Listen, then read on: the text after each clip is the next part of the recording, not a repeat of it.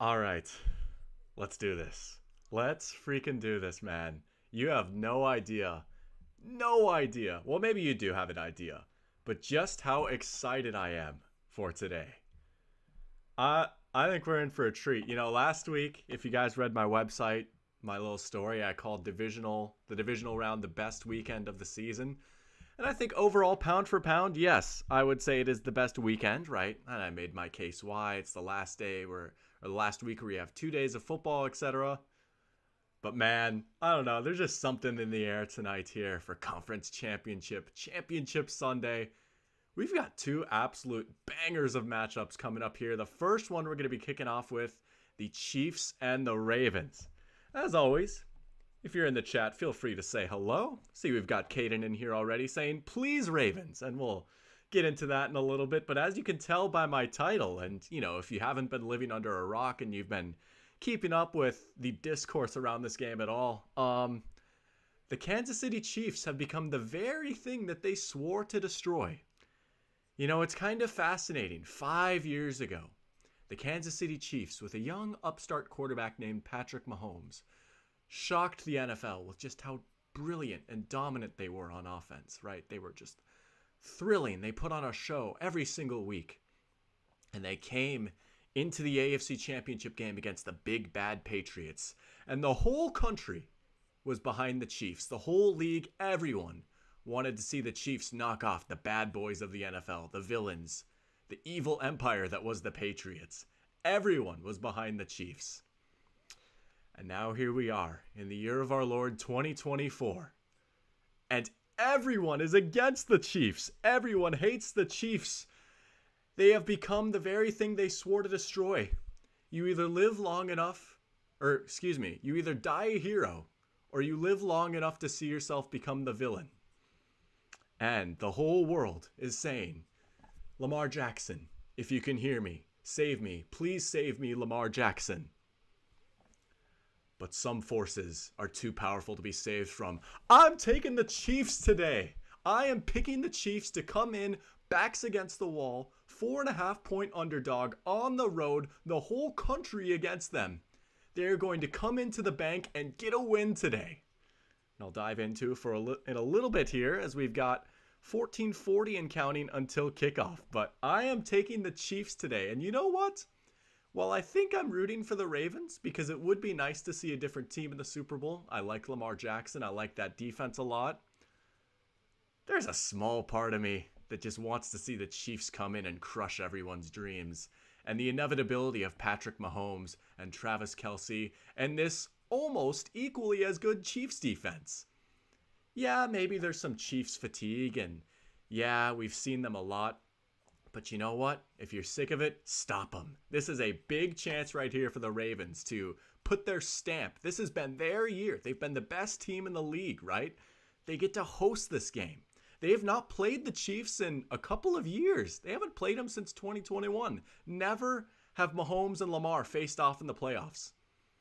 Lamar, maybe about to get his second MVP, right? The whole situation around him this offseason, how no team wanted him, and he had the contract dispute, everyone calling him a running back, saying he's not a real quarterback. He can put that all to bed here today. And you know what? I think he will. Win or lose, I think he will. He already has done that this year. I think that at this point, I don't know. There's nothing else you can really say. But I'm taking the Chiefs for a few reasons. One, maybe this has to do with my pick last week. I actually picked against Kansas City last week. I said, you know what? Their offense has shown glimpses, but it's just been a sleeping giant. It hasn't fully been there, and at this point, I don't think it's going to be there. They have to go on the road in Buffalo. The Bills are red hot. There's a few mismatches that I like for the Bills. They're going to finally exercise that demon and knock off the Chiefs. And you know what, man? The Chiefs, in very Patriots fashion, just got it done. They just won the game, and you know what? They were probably the better team. And their offense played probably their best game on the year. Their defense shored up a little bit in the second half. First half was a little concerning, and that might actually be a reason why the Ravens win, is because the Bills could run the ball at will on them. But It was very promising. Travis Kelce looked a few years younger. Rashee Rice has been a great option throughout the playoffs. He's really emerged as their true number one. And you know what? When the Chiefs receivers are catching Mahomes' passes, there's not much you can really do. MVS with a few huge catches in that game. Their offense looked quite good. And I think that their offense, especially Patrick Mahomes, are a unique challenge for this Ravens defense. The Ravens undisputedly have the best defense in the NFL. They lead in almost every major category, right? Fewest points allowed. I think maybe fewest yards allowed. For sure, most sacks, right? They had 60 sacks. This is a phenomenal defense. Extremely talented, extremely well coached. I've said my piece on them many times. If you're watching this stream right now, you already know my opinion on this Ravens defense. However, here's something I want to point out. And like I said, I think Mahomes is a unique challenge for this defense, not only because he's the best QB in the world, but he is the best in the world at not getting hit, right? And that has been this calling card for the Ravens defense with their 60 sacks. It's not just that they've gotten so many sacks, but how they've gotten them with well-timed blitzes, with being tricky, running stunts, disguises. Mahomes, against him, it might not matter, right? I was worried last week about the Chiefs tackles versus a heating up Bills pass rush. I said, these Chiefs tackles might be a problem against this Bills pass rush. And Mahomes wasn't sacked once. Last year, I picked against the Chiefs in the Super Bowl against the Eagles. I was worried about how their tackles would hold up against Philly's pass rush. That was an Eagles team that had 70 sacks, 10 more than the Ravens this year. Third most in league history. And you know what? Mahomes wasn't sacked once. So for the Ravens, right, they're going to have to get pressure. And even if they do get pressure, it's not a given that they're even going to be able to make it count because Mahomes is just so good at evading pressure, throwing on the run, throwing from anywhere on the field. They could have a jailbreak and like Justin Madubuike could be bearing down on him. But my money would be on Mahomes to get out of there. I don't know. And there's a few more things to break down about this game, but let's check chat here. We've got Pear Champ and Mile Marker in here saying, "Hey doctor, how's it going?" And hello everyone with a Lions emoji for Mile Marker. Good to have you guys back in here. I'm excited for today. How about you guys? Hey, Mile Marker, how you feeling about tonight, huh? Gonna be going live for that game as well. And you know what? I think the Lions just might have a chance, man. They just might have a chance. I've picked against them in both their games, but you know what? Maybe I'm starting to learn my lesson. I think they might have a recipe here to beat the Niners, but we'll get into that more later tonight for that game. 7 minutes now until the game starts. Let's keep talking about this matchup. I don't know. Chat, who do you guys have winning this game here today? I feel like we're going to be in for two close games here today. I really feel like the Ravens have been the better team all season long, and it would not surprise me if they won. I feel like conventional wisdom says they do win. Maybe some of it is just a gut feeling, but I think the Chiefs can handle them.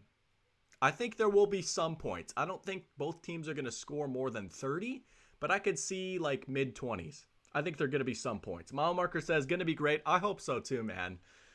Let's keep these good games coming. Last week we had a few good games, right? Last week in particular on Sunday. Those games are great. Lions, Bucks, and then Chiefs, Bills. Whoo! Chiefs, Bills might be game of the year so far. Per usual, man. And I feel so bad for the Bills. Just gutted, right? And it just had to be wide right. Ugh. The Bills did play very well in that game. I said the Chiefs are the better team, but the Bills, they did show up and play well, and they did their best. They were decimated by injuries on defense. The Chiefs do have a few injuries worth noting here in this game. No Joe Thuney for them, their all-pro level guard. That might be a big one because this Ravens interior defensive line is quite good, right? Justin Madubuike, who I was just talking about, I think 13 sacks for him this season. That could be a problem. The rest of their Chiefs interior offensive line is quite good. They've got Creed Humphrey and Trey Smith, but I actually don't know who is going to be filling in for Joe Thuney. I'm going to look that up right now. I don't know who that would be. I did not do my research enough on that. I'm checking their depth chart right now. Nick Allegretti, it looks like. Okay, didn't he like catch a pass in the playoffs once? Didn't he like score a touchdown against the Steelers a few years ago? But it looks like Nick Allegretti, I think I'm saying his name right, is going to be coming in for the Chiefs. That is a big deal. And also, no Willie Gay for the Chiefs either, who typically would be their spy defender. And against Lamar Jackson, that is bad news. You really do not want that. You need to have your spy defender against this Ravens defense, especially if you're going to be blitzing them, which I feel like the Chiefs will be blitzing a lot today. Pearchamp says, I just don't want the Chiefs to win the Super Bowl. We just got done with the Patriots dynasty not that long ago. No more dynasties, please. And I get that, right? It is kind of fun, like how we've had a lot of parity in the NFL in general. And yeah, there have been a few teams that have hung around at the top, but it is kind of cool. Like look at the Lions, for example, right? A few years ago, they had like the worst record in the league, or, well, I guess not the worst record, but a lot of top draft picks, picking second overall, third overall, and just a few years later, they're able to cycle their way up to the Final Four here. And I totally get the desire to have a different team in the Super Bowl, because we have seen the Kansas City Chiefs a lot in the big game. I totally get that. I am leaning Ravens in my personal who I want to win, but I wouldn't mind the Chiefs. I'm also kind of weird, though. I don't mind dynasties. It can get a little boring, but I think what's fascinating about this Chiefs team is that it is very different from some of the other Chiefs teams we've seen. It's a lot more defensive based, right? They don't have the high flying offense. They're a lot more patient when running their offense, running the ball, a lot of shorter passes, and then their defense. In a lot of ways, it's like those early Patriots teams, like 2000 to 2004. But the Ravens are due, man. I mean, they've been here so much now. In the playoffs, I should say. First time in the conference championship game. And this is such a sick team. I mean, if you had to go on who's probably most deserving to win the Super Bowl, like who has been the best team, it's been Baltimore. Their resume is insane. They've blown out some of the top teams in the NFL. Killer defense. They've got the likely MVP at quarterback. I mean, there really is no true weakness on this team. I think if the Chiefs are going to win this game, Mahomes is going to have to play out of his mind. And the Chiefs defense is going to have to win a few matchups. Their corners are going to have to win against the Ravens wide receivers, which I think is possible. Kansas City does have a lot of talent in their secondary. 2 all-pro corners going to be going up against a much better, but still young and inexperienced Ravens wide receiver core, right? Can Zay Flowers win against Trent McDuffie? Can Odell or Bateman win against Snead? That is going to be important. If these Chiefs corners can hold up, if Kansas City blitzes, that is how they're going to have to do it. And then they're showing Travis Kelce on the screen right now for me. Can he have another game like he did last week? That was monumental for this Chiefs offense, being able to have Kelce have an elite game again. Maybe some of it was due to the fact that the Bills were playing like AJ Klein at linebacker, who wanted to go vacation in the Florida Keys instead of go suit up, right? They had to bring guys off the street. No Matt Milano, no Terrell Bernard. Roquan Smith is a completely different animal. This Travis Kelce versus Roquan Smith matchup is also going to be a big decider in this game. So I don't know. There's a lot to consider. Conventional wisdom would say the Ravens, but I see a world where the Chiefs pull this one off. And it's just, I don't know, man. They have gotten to the point of like the Patriots, to your credit, Pearchamp, where it's like, it's so hard to pick against them, even with everything sort of looking like it's going against them. It's just so hard to do. But we'll see today. Today will be the ultimate test of just how inevitable the Chiefs are, really. Pearchamp also saying, do you think Lamar could a Patrick Mahomes, Kurt Warner, and win the regular season MVP as well as the Super Bowl MVP? Oh, absolutely. I mean, I feel like if the Ravens were to go on and win the Super Bowl, that smart money would say he's the Super Bowl MVP, right? Typically, it's been the winning quarterback. And, I mean, we saw him ball out against the 49ers back on Christmas Day. Or if it's against the Lions, it'll probably be on him to make a few big plays through the air. I think it's very possible, and he'd join a very, very exclusive club if he did. He would already be in an exclusive club if he won the MVP. Not a lot of people have won multiple MVPs, and that would be pretty cool. I don't know. Put some respect on Lamar. I feel like we're finally doing that this year, and it's good to see. He is quarterbacky. I don't know if you guys have seen that whole take that he's not quarterbacky. Well, he kind of is, actually. And even if he wasn't, it doesn't really matter because it's Lamar Jackson. I don't know. We'll see. I'm ready for this game to start. It's 2:01 now. They just did the national anthem.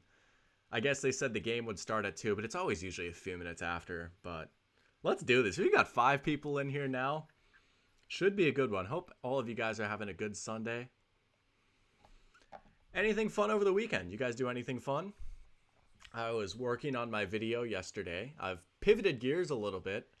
I'm doing a lot of research on offensive coordinators now, working on a theory that essentially says the offensive coordinator is dead, and that there aren't really any long-term OCs anymore. You're either really good at your job and then you get hired as a head coach, or if you're not that good, if you're not good enough to get hired as a head coach, teams and fans and everyone are so impatient with their OCs that they'll just get rid of them.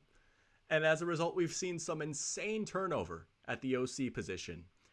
Gone are the Tom Moores and the Brian Schottenheimers of the world, the long-term OCs. You don't really see that unless you hire your play caller to be your head coach. So that's what was keeping me busy yesterday. But how about you guys? What have you guys been up to? Getting ready for the game, I hope? Oh, they're showing the pregame warm-up fiasco right now. I don't know if you guys saw this on Twitter or if you're watching this right now. Oh, some jawing and pushing and shoving too. See, this is some real competitive spirit right here. There's another layer of intensity that this matchup has. And again, it's kind of crazy that Lamar's Ravens and Mahomes' Chiefs met 4 straight years, 2018, 2019, 2020, 2021. And after 4 straight years of them playing, this is now the next matchup after that. Like, we have not seen this game in a while. It was week 2 of the 2021 NFL season. Al Michaels was still in the booth for NBC, not Mike Tirico. I mean, Tyreek Hill was still on the Chiefs. It was a long time ago. But let's do this, man. All right, it's kickoff. Finally, let's get this game going. I think my computer is a little bit ahead. I've got the game up on my monitor, so I can't see the computer as much. So I don't think I'll really have it as spoiled for me. I'm tilting it away a little bit more, but I've got the 3-screen setup back because I've got my dad's laptop, who he's graciously letting me borrow. That's got chat up, so I can go check chat easily. Middle screen is my dad's monitor. That's got the game. And then the left screen is where I'm running OBS. And then I've got this little setup right here. Ravens get a start on offense. All right. I think they might come out and run the ball early. Now, as I was talking about at the top of the show, the Bills kind of ran the ball down the Chiefs' throats last week. And there was no Derek Nottie in that game for the Chiefs, which was a big deal. But this Chiefs defense is very good. Their biggest weakness is probably against the run, and it's worth noting for all the revolution that this game has gotten, and the Ravens are passing the ball more now. This was still the number 1 rushing offense in the NFL. They're going to come out in a fairly heavy set first play, and look at that. First play run. Chiefs doing a good job right there, limiting the gain. Only 1 yard, but I expect, I could very well see a world where the Ravens come out here and run 25, 30 times in this game. But Kansas City holding them to a yard right there on that first play is big. They might go pass now here, right? Open it up a little bit. Let's see what Lamar's got. I'm going to be watching these wide receivers against these Chiefs corners. And I'm curious how much Steve Spagnuolo is really going to blitz Lamar. That's the thing. You kind of have to. Rushing 4 does not cut it against Lamar. I'll get into why here after this play action pass. And look at that. There goes Lamar. Just pulls it down and runs. Oh, kind of a short spot there. All right, we got our first 3rd and long, and this might be where the Chiefs dial up their first blitz. So Lamar Jackson, by most metrics, has been the best quarterback in the league this year against a four-man rush. And it's pretty easy to figure out why, right? If you rush four, he can just sit back in the pocket if it's a clean pocket, and he'll pick you apart. He's a good enough thrower of the football, he will do that. Even if you get pressure, like, he'll just get out of there, and then he'll run for like 20 yards. And here we go. Here's the first blitz. Oh, it's dropped. Oh, they were looking for Aguilar. McDuffie probably would have brought him down short of the sticks anyways, but 3 and out for the Chiefs defense to start things off. And look at that, Steve Spagnuolo bringing a blitz. Ravens did a fairly good job picking it up, but that's good coverage by McDuffie. Even if Aguilar caught it, he probably goes down right away. And that's what they're going to have to do on defense, right? If they blitz, their corners are going to have to hold up. And I do think they have the talent where maybe they could. Punt. And a minute and a half into the game now, the Chiefs get the ball. All right, let's see what they have. We've got Mizuki Brun here saying, Lamar, save us. And Lamar, yeah, another person rooting for the Ravens. I mean, I get the country is behind the Ravens. But that was a big start right there for the Chiefs. We'll see if Lamar can save us or not. I guess I never gave a score prediction. I'm taking Chiefs. I'm going to go Chiefs 27, Ravens 24. I think we'll get a good one. I think we will see points for as good as these two defenses are, because the quarterbacks are just as good. It's loud here. I love it. I'm glad the bank finally gets to host a conference championship game. A little dump off to Kelsey to start things off. Maybe 3 or 4 yards. I feel like if I took a poll here, I feel like pretty much everyone watching this right now is riding with the Ravens.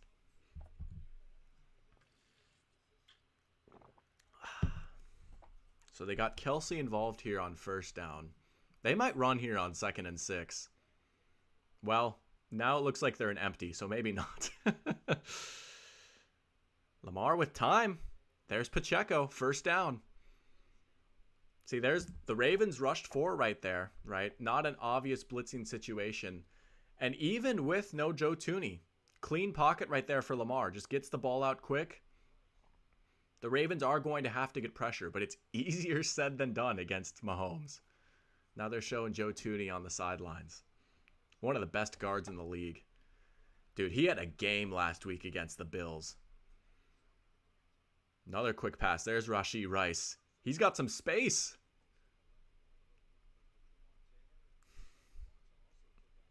Andy Reid in his bag right now. Quick hitters. Good little chess match right here. Andy Reid versus Mike McDonald, who, depending on how this goes, could be his last game with the Ravens. A lot of rumors with him going to Seattle. He's been one of the hot head coaching candidates. I feel like Seattle would go with Mike McDonald. Oh, there goes Pacheco. Another first down. Man. That's what, their 3rd first down already on 4 plays? If the Chiefs can run the ball like this with Pacheco too, that would be big.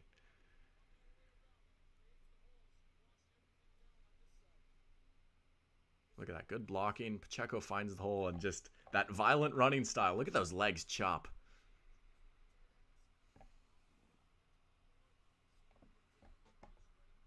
Three straight plays of 10-plus yards, they're saying on the broadcast. Now they'll bring Clyde in, who had a pretty good game last week against the Bills. And they'll give it to him on a draw. Nothing. All right, first positive play for this Ravens defense.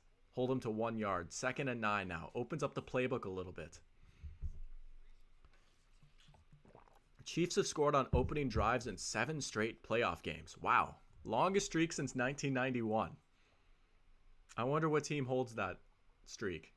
1991. 49ers maybe? With Steve Young and then Joe Montana before that. They'll run it again. Look at Pacheco go. 3rd and short. Might be 4-down territory here near midfield. I think they just got into Ravens territory. Yeah, ball on the 41. Well, Actually, I just got it spoiled for me because I was trying to check where they had the ball at. So I know what happens here on this next play. That's okay. I'm using Paramount Plus to try and not have the YouTube TV delay. Excuse me. Well, I guess I know what happens on this play, but I'm not going to look and see what they do on what will be fourth down. Let's see how they get there, though. They try to run it again. Okay, Pacheco stood up. Roquan back there. There is going to be a lot on Roquan Smith's plate tonight.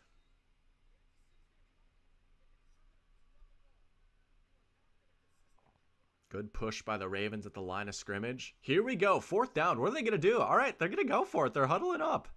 At least they're showing like they're going to go. I like the aggressiveness. You're in Ravens territory. It's probably too long for a kick. You could probably try it with Butker, but you're thinking, you're the Kansas City Chiefs. Just get 2 yards here. You want to try and get a touchdown drive to take the crowd out of it. And Mahomes to Kelce, like clockwork. First down. You know, Kelce showed signs of decline this season, but he came to life last week, and here he is. He got him matched up against a corner. Just an easy little slant route. Even in a down year for Kelce, he's still going to win that matchup. First down, and he's fired up.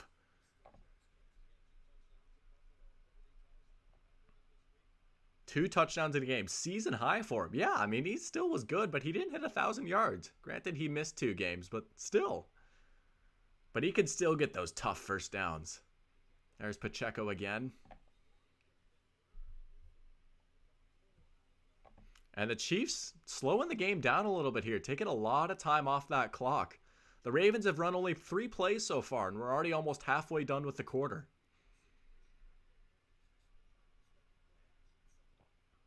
Kansas City could really set the tone here with a touchdown drive. After a 3 and out. 2nd and 6.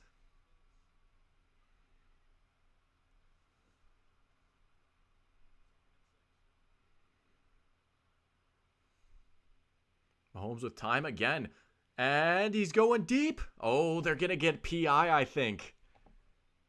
Yeah. Or maybe defensive holding. We'll see what the actual call is, but that is definitely going to be a defensive penalty on the Ravens. That's going to be a first down. Okay, so they're going to call it holding. So it's only 5 yards, which I guess helps Baltimore a little bit. Sean Smith with the conference championship game debut. Shout out Sean. Good for him. Let's see. Yeah, they grabbed him. That might have prevented a big play.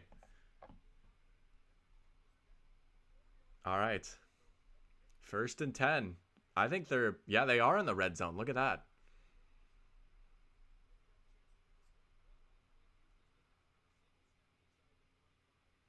Mahomes going for the end zone. Oh my gosh. Travis Kelce. Touchdown. They are unstoppable. What a throw and catch. Like, what can you do against that? That was good coverage. That's just Kelce finding the open space. That was on Kyle Hamilton. Right? This is like one of those matchups. Kyle Hamilton and Roquan Smith going to be on Travis Kelce. Hamilton does a good job there, but that's just Travis Kelce being one of the best to ever do it. And an unreal throw by Mahomes. Oh my gosh. Parachap saying the Chiefs just making the Ravens defense look pathetic. They have had no answer so far. Hey, no pressure on Mahomes. I mean, it's tough because they have not blitzed him so far, and the Ravens actually do have a pretty low blitz rate. It's one of the 10 lowest blitz rates in the league. But when they do blitz, they make it count, right? Because they're blitzing with guys like Kyle Hamilton and Roquan Smith. The one problem with that, though, is Mahomes is the one quarterback more than anyone else that you cannot blitz. Blitzing Patrick Mahomes is a death wish. So I don't necessarily blame the Ravens for rushing 4 so early in this game, right? If you look at Patrick Mahomes' stats against the blitz, I mean, he's at the top of the league in almost everything. It's gotten to the point where teams have just given up trying to blitz him. Like, he's the least blitz quarterback in the league since he took over as starter in 2018. So it's so hard when you're going up against the best QB in the world, and you pretty much have to win by rushing 4. And this Ravens defensive line is pretty strong. They've got good players, but they don't have a Chris Jones, right? Like a true superstar that can just take the game over, and you can feel good about him just winning no matter what. As good as Clowney has been, as good as Matabike has been, they don't have that true alpha pass rusher. So they might have to get creative. And on that first drive, I mean, they had no answers. They got him to 4th down, but then Mahomes found Kelsey, and no matter who they've put on Kelsey so far, he's won. That was a surgical drive by the Chiefs, man. I mean, you can root against the Chiefs all you want. You can hate them. You can, like, I get it. But, man, you just, as a lover of ball, you just got to respect it. Like, what can you, that's the best defense in the league. They just diced up like it's nothing. We got Christine in here saying, hi, doctor. Welcome to the stream, Christine. Hope you're doing well. Hope you had fun shopping today. Had a nice weekend so far. We're watching Chiefs-Ravens, and the Chiefs off to a hot start here early. Mr. Travis Kelce with a touchdown to kick things off, and I don't know. Kansas City has looked good so far. That was a surgical drive. Whew, man.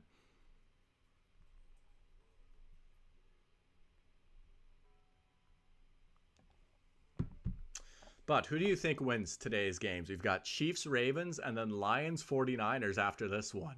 Who are your picks, Christine? I'm curious. Certified ball knower, I must say. Talking about Raheem Morris the other day. But yeah, you know, let's see what the Ravens have here on this second drive. I wonder if they maybe open it up and pass a little bit more. I would not go too far away from the run game yet, right? You have to take a nice deep breath. For as good as the Chiefs look so far, it's still 7-0. We are about halfway through the first quarter. We are 1/8 of our way into this game. So I know I got very, very excited, but there's a lot of game left. I think the Ravens, if you're the Ravens, let's start with some first downs and then go from there. Christine says Queen Taylor is there today, and I want to say Ravens. Ravens are the Vegas favorite. They're 4.5-point favorites. So smart money has been on the Ravens. And yes, Queen Taylor is there today. They actually just showed her after Kelsey scored a touchdown. All right. Show me what you got, Lamar. Ravens getting the ball back. Crowd maybe out of it a little bit, but even if the Ravens get some points here, right? Like, just work your way back into this one. It's a marathon, not a sprint. Long game. Look at that. They're showing Lamar's stats from the pocket. Completion percentage and passing yards, both career highs. Yeah, this whole narrative, I think it was Taylor Lewan who was saying, like, there's a formula out there. If you contain him in the pocket, and Bill Polian was saying that too. It's like, no, you can't contain him in the pocket. Like, he will dice you up. He is a pocket passer. He just also happens to be the best running quarterback in the league. He's a nightmare to defend against. We'll start with some play action. Buying extra time. Uh-oh, pass rush coming in. He's just going to have to throw that one away. Chiefs coaches on the sideline calling for grounding. It did not get back to the line of scrimmage. It looked awfully close.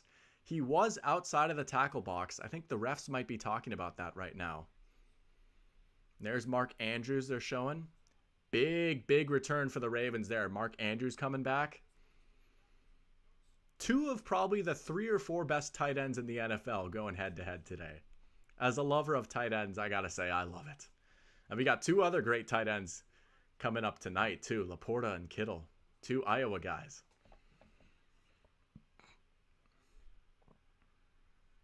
And Isaiah Likely, who's in motion right now, is also pretty darn good. There's Andrews. All right, good positive play right there. Set it up for 3rd and short. Man, it is kind of crazy that Mark Andrews is back and playing. I remember I was streaming the game that he got hurt in. It was the Ravens-Bengals game where Joe Burrow got hurt too. And everyone thought he was done for the year. But here he is, back in the playoffs. Pretty impressive. 3rd and short. Oh, they're not going to get it.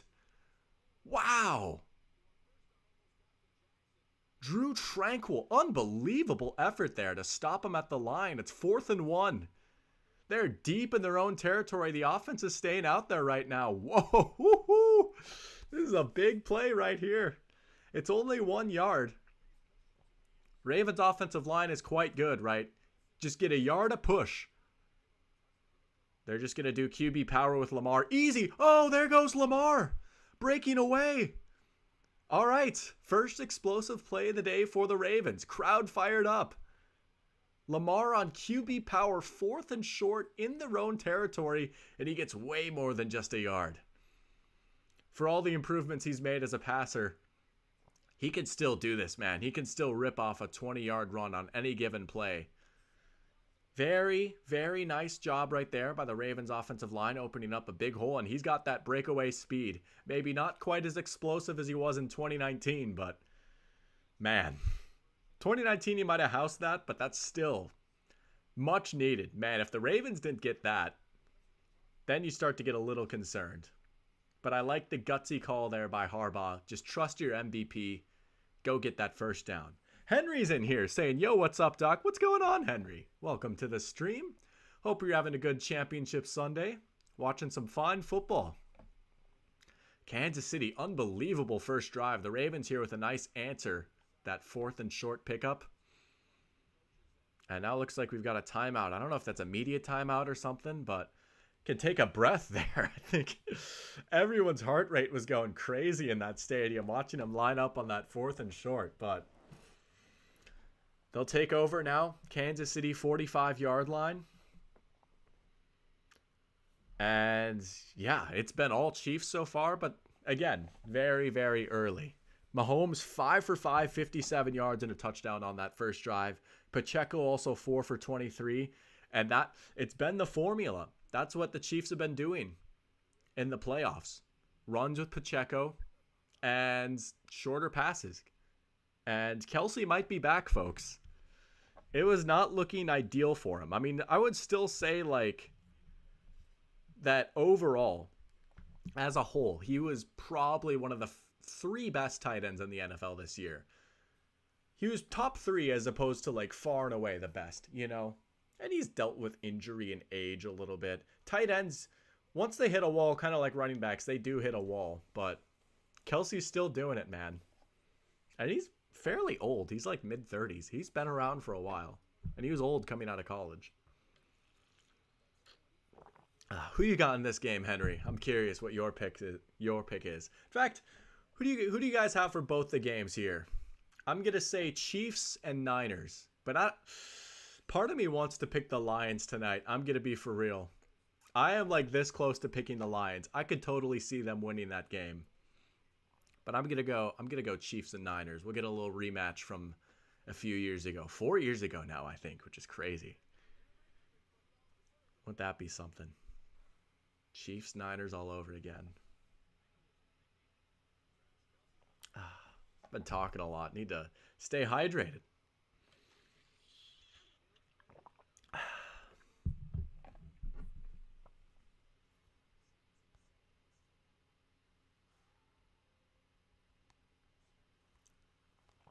In some exciting news for my personal life, as Christine says 49ers, mile marker saying Chiefs and Lions Super Bowl. Wouldn't that be something? If the first and final game of the season was Chiefs-Lions.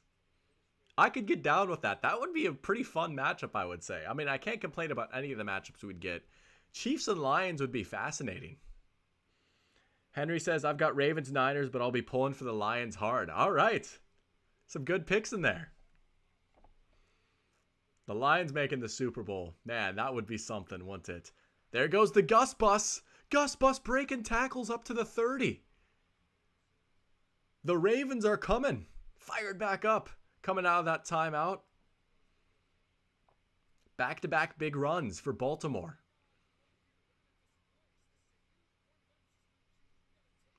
Another big hole in the running game. The mile marker saying, yay, Henry. I feel like we are definitely very pro-Lions on this channel. Between the nice little congregation of Lions fans I have and just Lions enjoyers. Lamar back to pass. Oh, he escaped. There's the escapability. Still behind time. He's going to fire downfield. Touchdown. Zay Flowers. The creativity of Lamar shining through.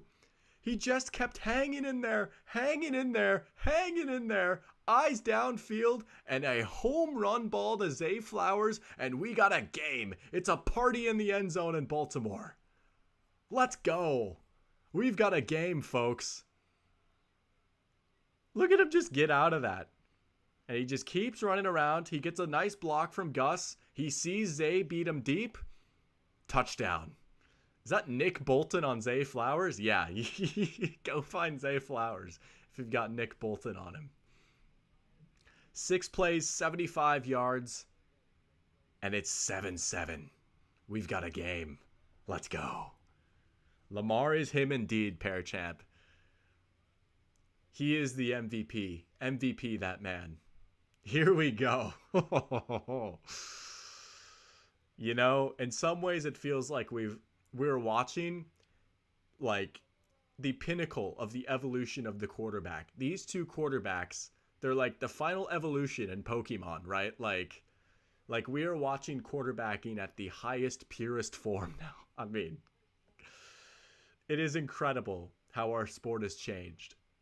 And I may be a bit of an old head, but I love the new age of quarterbacks. It's so much fun, man. It is fun. And you know what? We're all fans at the end of the day. We've got Jack in here. What's going on, Jack? Saying, what a throw. And I bet you're fired up. I saw your Snapchat story from earlier today. Cheering on Lamar and the Ravens. That was an incredible throw, man. I mean, what can you do against that? Eventually, as much as I want to be like, oh, why do you have Nick Bolton on Zay Flowers? Like, if the quarterback has that much time to look downfield and find somewhere to throw, someone is going to get open. It's just impossible to ask defenses to cover for that long. And I'd have to go back and watch like the all 22 of that later to see how Nick Bolton ended up on Zay Flowers. But if I had to guess, I would say that was not the original assignment. And Zay Flowers just found some open space, and Nick Bolton was the closest guy, so he just had to run with him, right? I have my doubts that Steve Spagnuolo was like, hey, Nick Bolton, please cover Zay Flowers on this play. But that's the advantage of a mobile quarterback. It is, right? Not everyone can break that tackle as effortlessly as Lamar can. And it was a pretty throw, too. Yeah, he was open, but you got to hit him in stride. And he did. He dropped it in the bucket. 7-7. Jack says, hopefully he plays bad against the Saints, referring to his Madden franchise. That's right.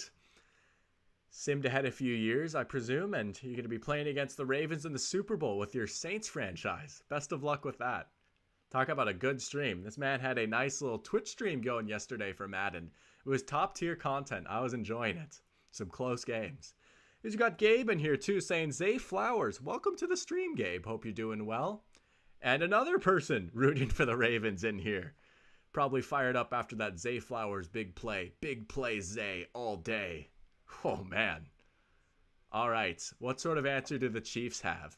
Andy Reid got deep in his bag for that opening drive script. Now, what did they see? And how can they follow up on that? The Ravens are back up in this, right? Crowd fired up again. Can the Chiefs do it again? It is going to be hard to expect them to do that every single drive against this Ravens defense. For as good as they looked on that first drive, right? You can't march down the field consistently against this defense. You really just can't. Showing a nice little cut up here of some Lamar throws right now. So yeah, so Zay Flowers, I guess Nick Bolton was kind of on him there. But originally, Zay Flowers' original route was he was just going to sit down in space. And eventually, Lamar bought enough time. Zay Flowers saw open space down the field. Right. They weren't going to have Nick Bolton cover him deep. Play action for Mahomes. Swing it out. Pacheco. All right. Minimal gain right there. Nice little opening play call right there. Just get a few yards. Get the ball rolling here for second down. Gabe says, this feels like the Super Bowl. I think whoever wins this is going to bully the NFC. I don't know, man. I mean, at this point, all bets are off, right? If you're one of the last 4 teams in, everyone's kind of on a level playing field at this point. And this game is going to take a lot out of both teams, and there'll be an extra week to recover and rest. But I don't know. I don't think it's that simple. This game is going to be exhausting for whoever wins. Mahomes down the middle. There's Rice again. He's so good after the catch. First down. It is truly incredible how much this Chiefs offense has evolved. And they've kind of become like the Alex Smith Chiefs, where it's a lot of short passes and letting guys cook after the catch. And Rashee Rice, that has been his job, is to sit down underneath routes, make a guy miss. Look at that. He beat Roquan Smith. Not easy to do that against Roquan. Not a lot of guys can run past him for a few extra yards. He is a wide receiver draft pick they actually hit on, which has not been consistent for them. There's a big play for the Ravens defense. Kyle Hamilton. Nice little bit of redemption in the backfield, blowing that one up. Hamilton, of course, got beat by Kelce on that touchdown, but what a special player he is. Look at that. Lined up in the slot. He really is more of a slot corner than a safety. He plays in the nickel probably just as much, if not more, than a traditional safety spot. And he can set the edge in the run game there. He's good enough to cover the guys. He's a great blitzer from there. Now they got him back at deep safety. He is such a great chess piece for Mike Macdonald. See, look, there's Mahomes breaking the pocket. Ooh. He'll get close to the first down. You can't touch him. I genuinely would not be surprised if Mahomes didn't get sacked in this game. The Ravens had 60 sacks this year, most in the NFL. They got some pressure there. Clowney doing a good job beating his man, but you just can't get a finger on Mahomes. You can't. I don't know. If I was a betting man, I should have done this maybe. I would have taken the under on Ravens sacks in this game. 3rd and 1. All right, can they pick up this tough yard? They'll probably just give it to Pacheco, right? Nope, play action. And a lollipop to Kelce for the first down. That would have been a throw that I would have made in an NFL game, except that one would have been intercepted going the other way for 6 points. But, like, if you put me on an NFL field, that is the throw I would make. I mean, it's a little wobbly. He just throws it up as high as he can. But he just got it over the top. Easy few yards for Kelce. That's all you need. 4 for 41 and a touchdown here in the first quarter. Maybe, just maybe, one of the best tight ends of all time still has a little something left in the tank. Ravens actually have more yards per play. I feel like that's skewed by the 2 explosive plays they've had, but it's worth noticing. Pacheco, big run. It is pretty interesting, though. Last week against the Bills, the Chiefs were like as explosive as they had been all year. Those few big passes to MVS. You don't see too many deep shots down the field these days for the Chiefs. And it took them like half a season in 2021, but they've finally adapted. They've reinvented their offense. It's not just chuck it deep to Tyreek Hill. 2nd and 6. Swing to Clyde. He's not getting much there. Yeah, a yard if even. Gabe says, off the top of your head, Doctor, could you name every starter on the Ravens defense? I don't know that I could. I could certainly try, right?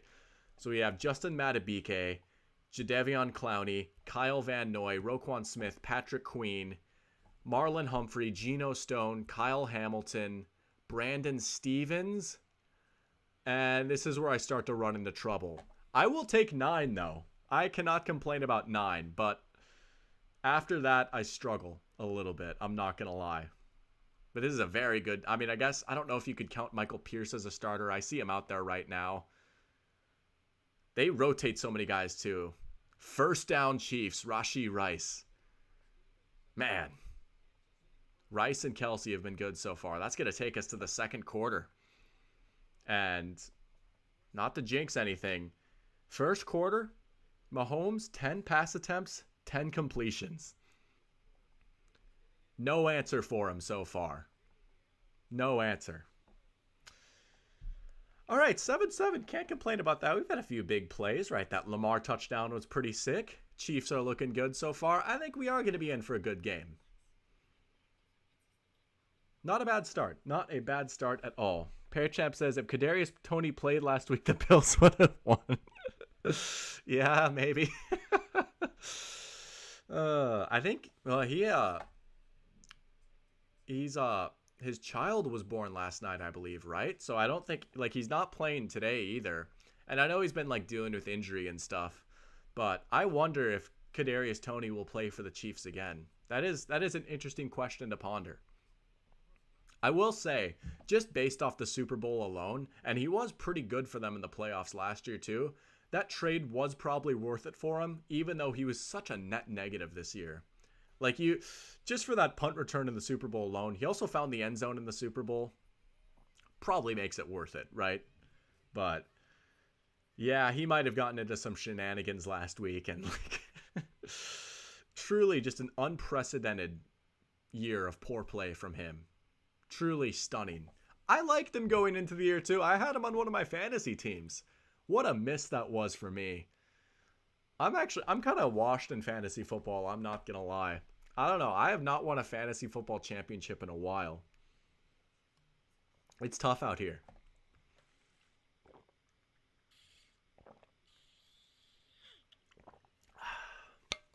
But yeah, Toney and MVS, their drops have been the story all year.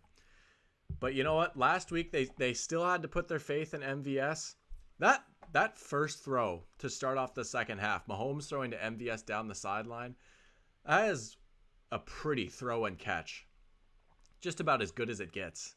It was cool to see Mahomes throw it deep again for once. The Bills really could have had that game, though, even though I said the Chiefs were maybe the better team, right? And if McCole Hardman didn't fumble at the 1 yard line and go into the end zone for a touchback, we probably wouldn't have even had to worry about Tyler Bass trying to kick a game-tying field goal. But the Bills had their own issues. Diggs dropped a beauty from Josh Allen. I mean, that is one of the craziest throws I've ever seen, that Josh Allen throw. I mean, he just launched an absolute nuke, and Diggs couldn't catch it. He just, That would have been a game-changing play, maybe. I mean, it's got to sting. I feel bad for Bills fans. They've been through a lot.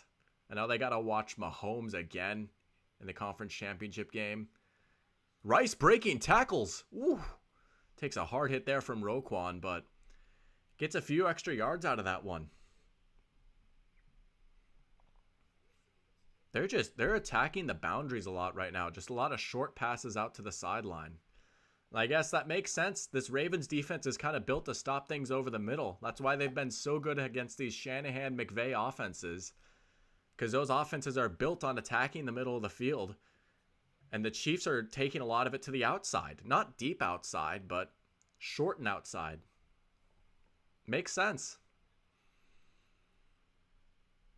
Mahomes with time again. Oh! That's Richie James, right? Yeah. Formerly of the Giants. That throw was maybe a little bit behind him. He just launched that one too. Yeah, not a perfect throw. It would have been a very tough catch for him to make. Probably wouldn't have gotten the first because his body was at such a weird angle. Better throw, that's a first down. Now it's 3rd and 5. What will the Ravens cook up here? This is a spot where maybe they could blitz. They're not showing blitz right now. Kelsey on Kyle Hamilton. They're circling that matchup. Hamilton playing pretty far off here. They do not blitz. Mahomes all day. Still looking. Still looking. Now another guy comes in. Mahomes will just throw a wobbler and it's caught by Kelsey. Are you kidding me? What do you do against that? Are you absolutely out of your mind? That is a duck. An absolute duck.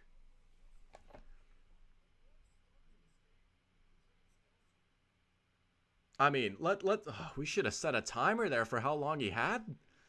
Just years. And Kelsey laying out like Willie Mays out in center field, making the catch. 3rd and 5. No one's open for like probably 90% of that play. And somehow with a prayer, they get the first down. Now they'll swing it out to Noah Gray. That is what the Chiefs are doing right now. It's just swing passes to the outside. It's almost like an extension of their running game. It's not explosive, right? Mahomes' ADOT is going to be really low, average depth of target, but it sets them up now. Here it's 2nd and medium. They've got 2 plays to pick up 5 yards. Pear Champ says Mahomes is literally a magician. He's the best I've ever seen, man. And we could have a nice debate about greatest versus best. I've never seen a quarterback play football better than Patrick Mahomes. Pacheco. Okay, not much there. Good response by the Ravens defense. You know, you force a field goal here, you feel fairly good about yourselves. Chiefs have been getting a lot of yards, gobbling up time of possession. It looks like we'll have a stoppage here for an injury, maybe. Ugh. And that's not good. I'm going to be honest. Like, I'm going to expose myself here. I don't know who 98 is off the top of my head. Jones. Is that Patrick Jones? A very strong and deep defensive line, but you hate to see that. Hopefully it's nothing serious. Big third down right here. 3rd down and 3. Now, what do I always say, right? If you're the Chiefs, you don't even want to entertain the thought of going for it on 4th down. They might have an interesting decision, though, depending on how this play shakes out. 3rd and 3. Kelce will go in motion. They got to go his way, right? Kelce on a little out, maybe.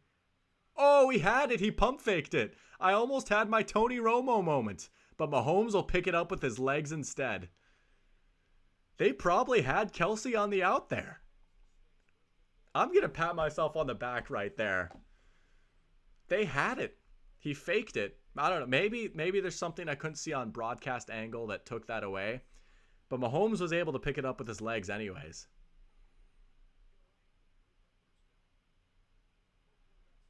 All right, 1st and goal. Can they punch this in? Got to capitalize on your red zone trips against this team. Can't be leaving points on the table now. Pacheco up the middle. Few yards closer. 2nd and goal from the 2 now. I don't know. What do you do here? Do you just try and run it again against this stout defensive line? You're without Joe Thuney. Do you trust your backup guard to maybe get enough push? Or do you put the ball in Mahomes' hands here? 2, maybe 3 shots at the end zone. What formation are they going to come out in here? They do like to throw the ball inside the 5 a lot, I will say. Mahomes is under center. They will give it to Pacheco, and he grinds his way in. Angry Legs. That would be a sick nickname for Isaiah Pacheco. Angry Legs. I don't think he has a nickname. Maybe we need to get that started. That's how he runs. Angry Legs. Touchdown Angry Legs. 2 drives, 2 touchdowns for the Chiefs.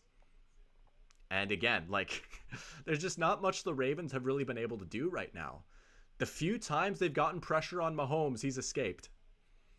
And even if you force him into throwing an ugly wobbler of a pass running away, Travis Kelce will just make a diving catch. 16 plays, 75 yards, 9 minutes. That is like an NDSU Bison drive right there. Kick is up and good. 14-7. Chiefs offense looking as good as it has been all year. I don't know. The Ravens might have to score with the Chiefs. The narrative coming in was just, the Chiefs, they don't have enough on offense to overcome this Ravens defense. We'll see. Can the Ravens answer again? Ew. I don't know. It's looking good for Kansas City right now. 9 people in here. Not bad. We'll take that. 9 people here. 244 here in Fargo. 344 for a lot of people watching. Maybe 144 for some other people watching. But excuse me. Got a nice crowd here. Take a look at some stats. We got Mahomes 13 for 14, 106 and a score. Pacheco 9 for 34. His yards per carry have gone down a little bit. Punched in that touchdown though. Mahomes also 15 yards on 2 runs. And it's been Kelce and Rice so far. I mean, that, and then Pacheco and Gray. I mean, seriously, like, no targets for MVS so far. Haven't seen any Sky Moore out there. No Justin Watson. Very concentrated workload here for this offense, but it's been working. Only 2 completions for the Ravens so far. I mean, they've barely had the ball. Let's take a look at the time of possession here. Yeah, 1447 to 417. This is like the September Vikings. They just don't have the ball.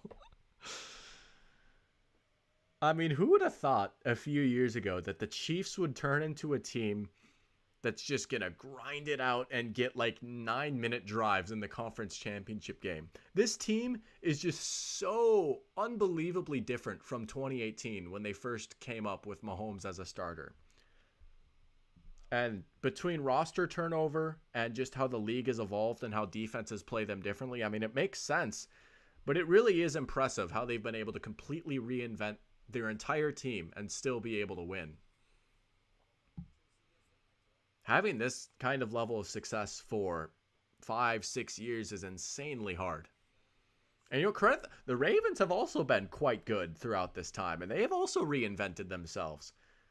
They're quote unquote more modern now, right? Because they pass the ball more, but they are also extremely different from when they first came up with Lamar. It is kind of crazy, the Ravens' winning percentage when Lamar plays. I wrote his record down somewhere, but they just don't lose. Like if you took the winning percentage the Ravens have with Lamar and you like paced it out over a 17-game season, like they would average going 13-4 every year. And it's like the years that they haven't made the playoffs, it's just because Lamar's gotten hurt. Like 2021, they're 8-3, and at one point they have like the number 1 or number 2 seed in the AFC. Lamar goes down, they miss the playoffs. He is so incredibly valuable to this team, even for as good as their coaching is and their defense and everything. He is what makes this team go. And I think there's no question in my mind that this year he's been the MVP. They would not have gone 13-4 without Lamar. But show me what you got here. Let's see if the Ravens can answer back. 3 and out, and then a touchdown drive for them so far. Barely had the ball. Get some momentum going. All right, there's Zay again. Breaking tackles, close to a first down. He was a guy I wanted to highlight pregame, right? How would Zay Flowers handle this? Rookie guy going up against a great secondary. Well, so far, so good for him. 2nd and 1. Now you can probably go to the ground here. Just get that first down. I know some teams, they like to open up their playbook, maybe take a deep shot here on 2nd and 1, then come back on 3rd and 1 if they don't get it and just pick it up. But I don't know.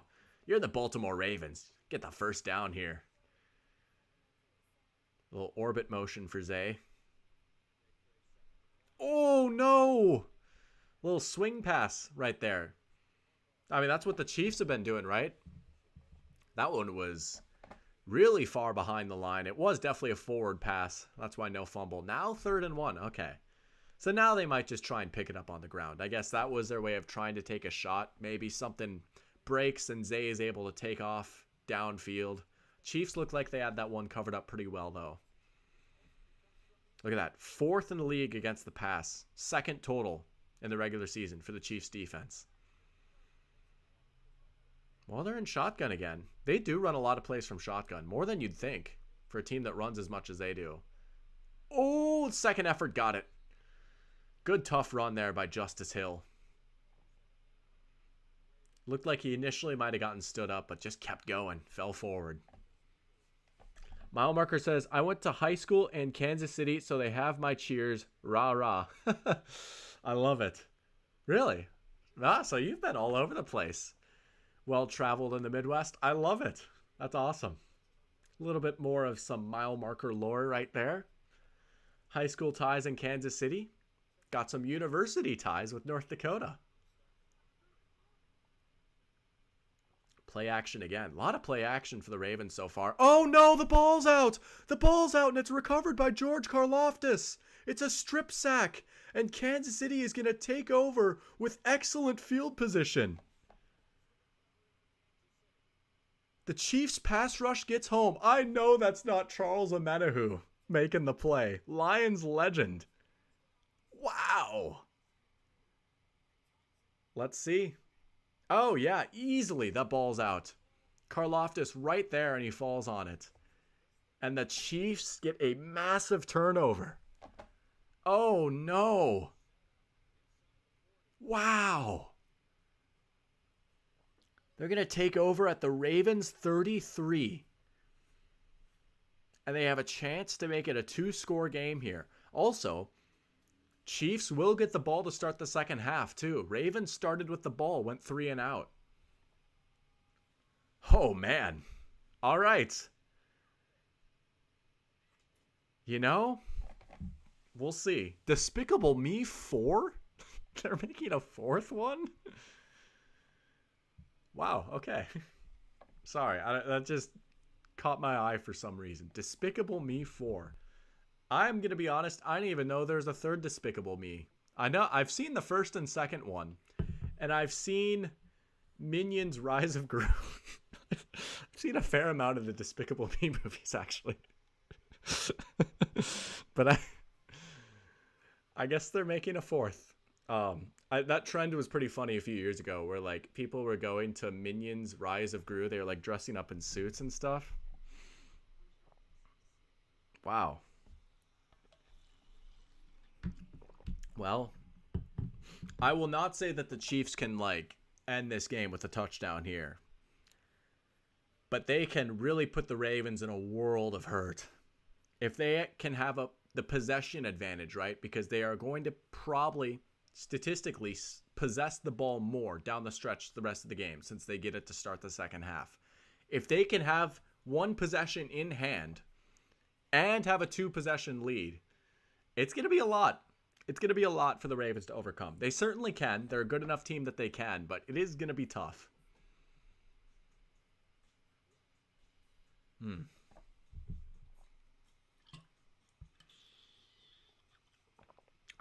And, you know, I'm no genius, right? Like, I sit here on my nice little fancy chair with my microphone and I point stuff out like, oh, the Chiefs are throwing outside a lot. I mean, what do you do if you're the Ravens to try and adjust to that, right? Because I feel like if you're Baltimore, you hope you can get to halftime not down by too much. And then based off what you've seen in the first half, you got to probably change a few things around on defense because what they've been doing right now has not been working. And they have the coaching staff, like I honestly have faith in their coaching staff that they could make adjustments, come out second half and look a lot stronger on defense. I mean, maybe their defense is fired up right here and they hold them to 3 or something. Roquan trying to rip that ball out right there. I mean, you have your superstars, right? This is where you need one of your superstars to maybe make a splash play of their own. Get a big sack if you can. Easier said than done against Mahomes. You know, force a fumble or something. Not easy to do. It's not just like, oh, of course, like, duh, just force a fumble. But someone's got to step up here if you're Baltimore. Your back is against the wall now.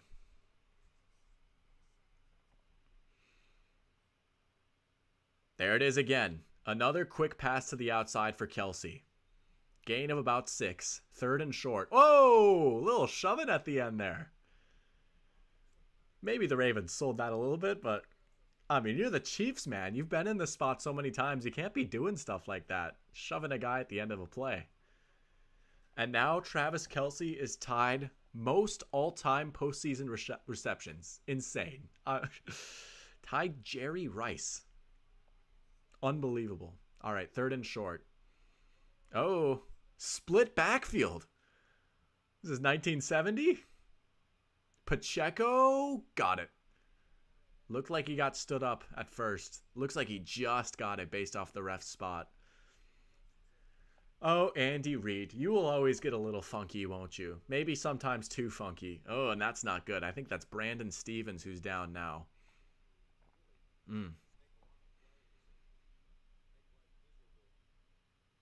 That's tough. Yeah. That's now the second injury here for the Ravens defense in this game. Marlon Humphrey's banged up. He is playing. Stevens has been a pretty good piece for the secondary. He's able to walk, which is a good sign. Man, I wonder. That is not Brandon Stevens. I'm so sorry. That's I know his name because they've been blitzing him a decent amount recently. Oh, I'm such a casual. Is that Ryan or Arthur Millette? I got exposed there. Tough scene for the doctor. But hope he's okay. He's had a good run in the playoffs. He had a good game last week. Okay, speaking of Andy Reid getting funky, Pacheco in shotgun, he fakes the pitch and they get a yard. Oh, and now we've got Kelsey and Kyle Hamilton going at it again. You know what? I like the refs have kind of let them play so far. I do wonder though. Things have gotten a little chippy here these past few plays. At some point, you don't want to lose control of this game. I wonder if we'll see a flag fly soon, because that's now twice that I've seen Travis Kelsey just like kind of shove maybe after the whistle or get up in someone's face, try and instigate something. I do wonder how much longer you can let that go on if you're the refs. Like, I totally get it's the playoffs, let it go, but it's been happening a little bit now. Mahomes all day. Now Clowney's closing in. He's just going to throw this away. Yeah. That is a positive play right there for the Ravens, right? You force an incompletion, set up 3rd and long. You don't get the sack, but at this point, even if they sack him, he's still not out of field goal range. But that is good coverage on the back end. Clowney is eventually able to get past, and they flush Mahomes out. Even he can't do anything there, you know? Good job by the Ravens defense. 3rd and 9, though. You got to do it again. That's the tough part. You got to do it again. Even if the Chiefs get a field goal here, still 2-score game. Clean pocket again. And Kelsey, ooh, he falls forward. His knee might have been down. They're marking him short. He's insistent that he got the first. Andy Reid is looking down on his play sheet. They'll probably go for it here. Let's see a replay. Let's see if he got it or not. It looked close, but his knee might have been down. Ooh, that angle can't show us much. 4th and 1, they're going to go for it. Here we go. Man, if Baltimore can get a stop here, that's big. I like going for it, but I wouldn't have blamed Kansas City if they kicked the field goal here to go up 2 scores. And, oh, I think he's short. I think he's short. I think he didn't get it.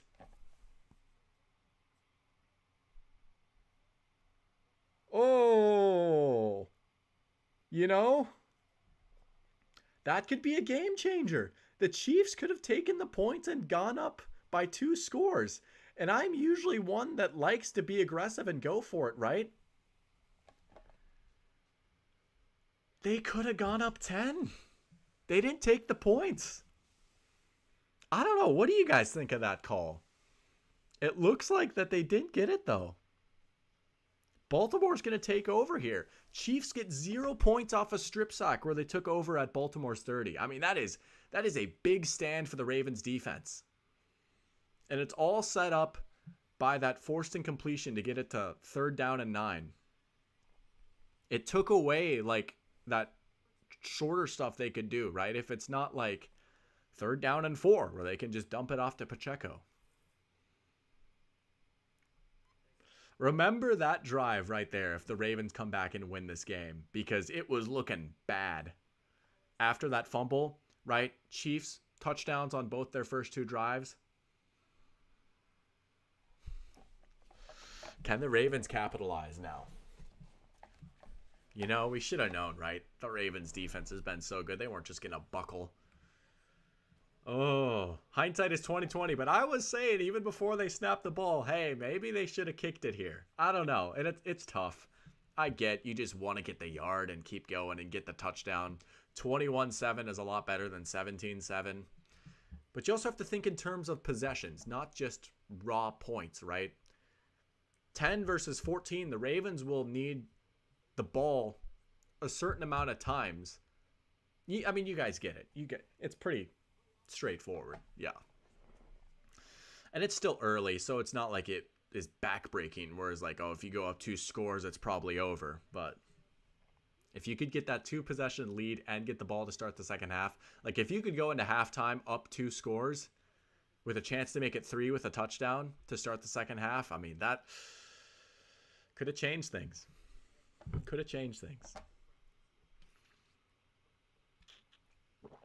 big stop there by the Ravens defense up the middle. Maybe that's a play where they missed Joe Thuney a little bit. And the big boys up front winning the battle in the trenches.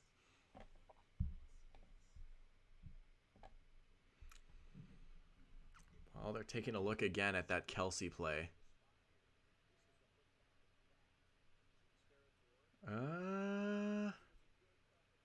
Yeah, that is a good spot. He was short. Knee is down. All right, Baltimore. Pistol formation. I don't have stats to back this up, but I feel like the Ravens run pistol more than any other team in the league. Lamar's going to keep it. And he gets out of it. Looked like he was going to be tackled there for a gain of 1. He turns that into like a gain of 4.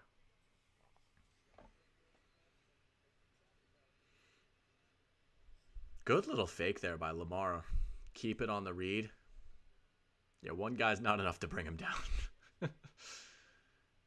2nd and 5. I wonder how the Ravens manage the clock on this drive. Do they try and have a long drive here? Do they try and not leave a lot of time for Kansas City? Let's say the Ravens score a touchdown on this drive, right? You want this game probably tied up at halftime. Oh, it's tipped into the air, and it's caught by Lamar. Lamar catches his own pass. 1st down. Shades of Marcus Mariota. Unbelievable. Oh, this guy. This guy. Look at that. The ball's up in the air, and he catches it in stride, and he takes off. There's a brief moment where I thought, there's no way he breaks away. He almost did. Lamar can do everything. Run, throw, and catch. Yes, he can. 1 catch for 13 yards for Lamar. And it was against the Chiefs that Mariota threw to himself too. History repeats itself, doesn't it?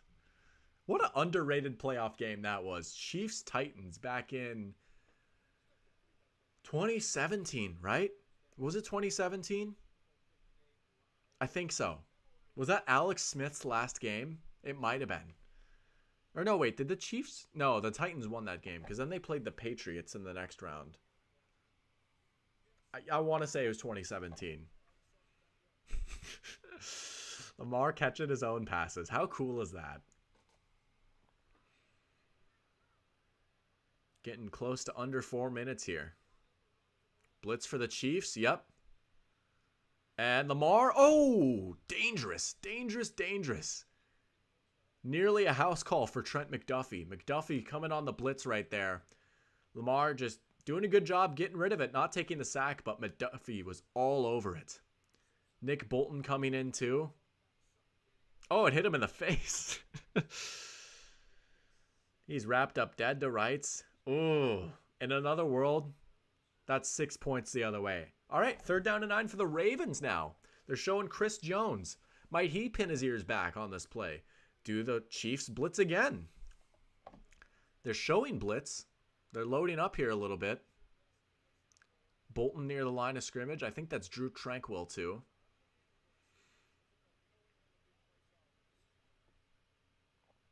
And no, they rush 4. Oh, and it's batted down. Chris Jones. Good drive right there for Chris Jones. He gets pressure on that previous play, helps collapse the pocket, and then he just busts through, swats down the screen. Might this be Chris Jones' final playoff run with the Chiefs? Had a good game last week. He was kind of the difference maker on that final drive, right? Collapsing the pocket. Allen looking for the end zone, wasn't able to fully step into it because Chris Jones just forklifted Dion Dawkins back into him. He is the ultimate closer, right? He is that S-tier pass rusher that you want on a Super Bowl team. The kind of guy that can take over a game late, cause disruption and pressure. Good drive from him. Ravens not able to get points. It's still a 1-score game. Some more chippiness. And that is not a flag down, I don't believe. I think it's something else that's yellow. But this game has lived up to the hype so far. Few big plays, a lot of chippiness and chatter and bickering and barking between the two teams. We had that pregame scuffle fiasco. Who doesn't love ball? We are being blessed today. Lamar Jackson with a catch. It's awesome.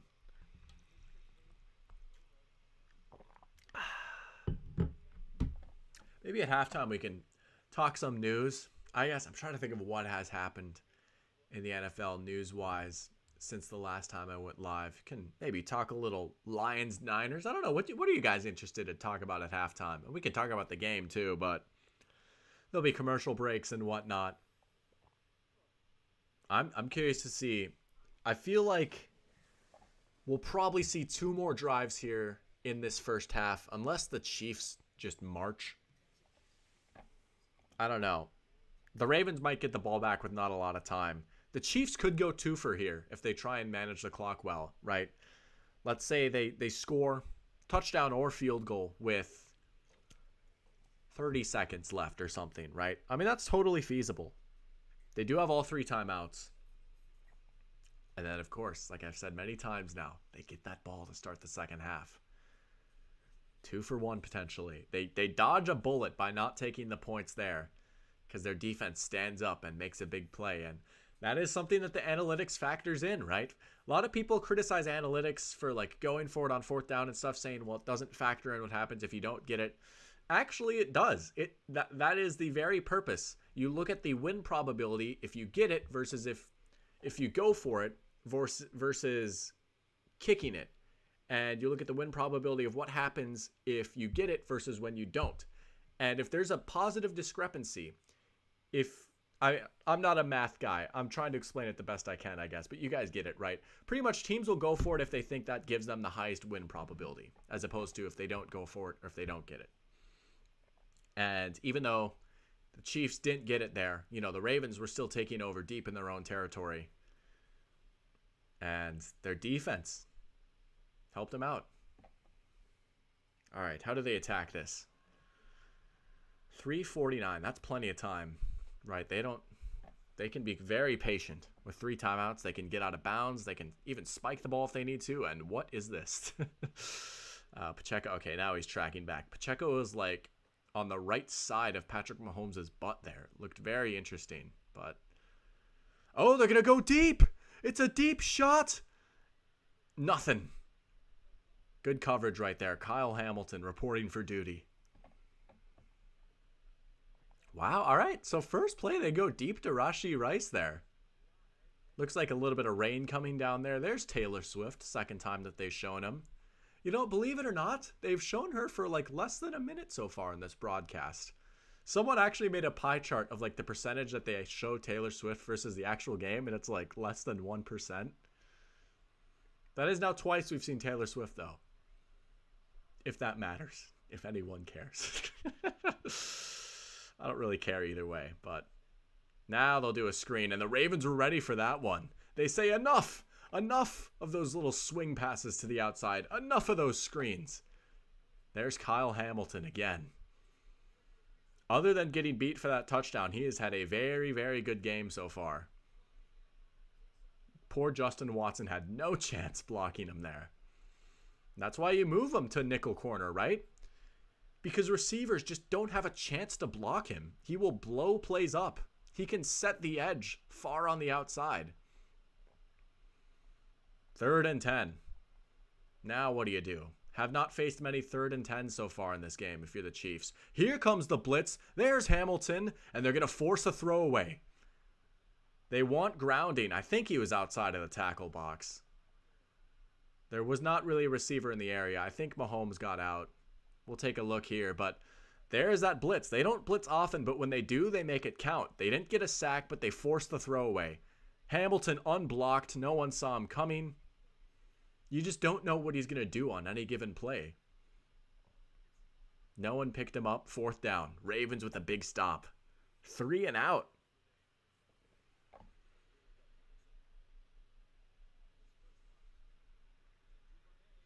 Ooh, that's a bad punt and a bad bounce for the Chiefs. The Ravens are going to take over at like the 40. All right. Could we see maybe a tie game going into halftime? I would not complain with 14-14. 2:47 now. Another commercial break. Oh, I don't care about the Jeep 4X adventures. Just give me football. Too many commercials.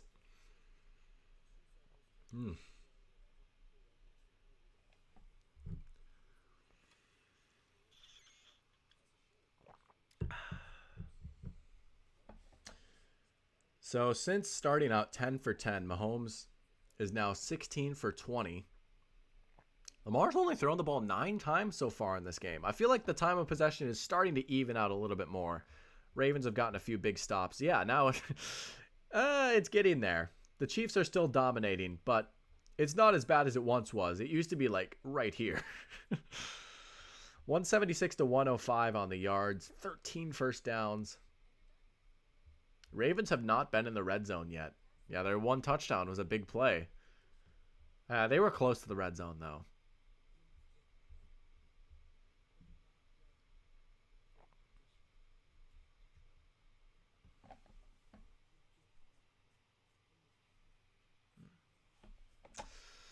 Let's see some points here before half, right? Like I said early in the game, right? I think both teams will score mid-20s. We're looking to be on about that pace right now. If the Ravens can get some points here, it'll be looking pretty good. Don't foresee like a 35-30 shootout. Maybe tonight we'll see that. There's a chance we could see some more points tonight. But today, this game, both defenses are so good. Both quarterbacks are good enough where I don't think it's going to be ugly throughout the game. But we are going to see drives like that. We are going to see 3-and-outs. Tonight, though, I don't know. I think Detroit could maybe score with San Francisco a little bit. I keep picking against Detroit, but maybe I need to stop. Picked against them in both games, and they've won them both. Right? Harp all I want about, bad matchups. Their secondary isn't good, but they've found other ways to work around that. And I owe Aaron Glenn an apology because he has been coaching his butt off in the playoffs. He has had a very good playoff run. My opinion has improved a lot on Aaron Glenn just from even these 2 games.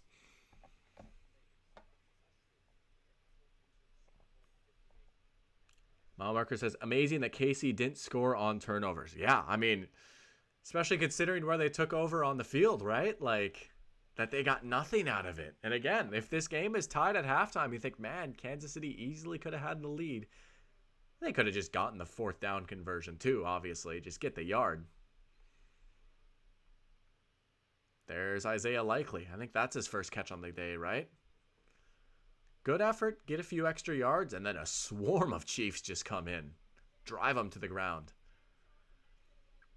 All right, so if you're the Ravens, you can get 1, maybe 2 more plays off before the 2-minute warning. Looks like they're going to go with just 1 here. They're in no hurry. That 2-minute warning is like an extra built-in timeout to stop the clock, and they also have all 3 of theirs. Oh, do we have another injury for the Chiefs? Was that Charles Omenihu? Yeah, this will definitely be the last play before 2 minutes. They don't even need to run a play, actually. They probably won't. Yeah, okay. There's like a 1.5 second difference between play clock and game clock right there. And they're going to take it to the 2-minute warning. Another commercial break. Come on. Oh, you're killing me, CBS. Come on. I guess I will not complain if they get him out of the way now. And then there's less that they have to run later in the game. Maybe, hopefully. Here's what I will say about the Peacock game. I don't have many good things to say about it. I think it is silly and stupid and dumb how they put an NFL playoff game behind a paywall that you'd have to subscribe to a service for it. I'm very lucky in that I share a Peacock subscription with my family, so it's not like I had to get Peacock just to watch the game, but I'm sure a lot of people did. I think it was very silly. I do not like it or appreciate it and hope that that does not become the new norm. The one thing that I liked about it, and I believe is the Peacock game, was that the fourth quarter, they had no commercials. They said this was a commercial-free fourth quarter. I do like that, I will say. I do appreciate that. Everything else, though, I mean, come on. Streaming has become cable again, right? And then, like, I saw WWE is coming to Netflix, I think. I don't really watch WWE, but I do keep up with the sports media sphere. I don't know. In baseball, if you're a baseball fan, you might be familiar with Peacock's Sunday Leadoff, where they have a baseball game every week that's only on Peacock. Not a lot of people are happy with that. They also have Apple TV games where you need Apple TV to watch a baseball game. And granted, there's 162 games in baseball, right? And they aren't doing it for the playoffs, but that does seem to be a trend. We're seeing a lot more streaming services try and break into the sports world. I mean, hey, how about Amazon, right? Thursday Night Football on Prime Video. That's kind of what we're seeing a little bit. And I don't know. Again, I say all this. I am subscribed to most of these services. Full disclosure, I'm watching the game on Paramount Plus because I was hoping that there'd be less of a delay on here than there was on YouTube TV, which does not seem to be the case based off my computer. And I just looked at it, and sure enough, I know the first play that happens here, which is unfortunate. But I say all that, maybe I'm part of the problem.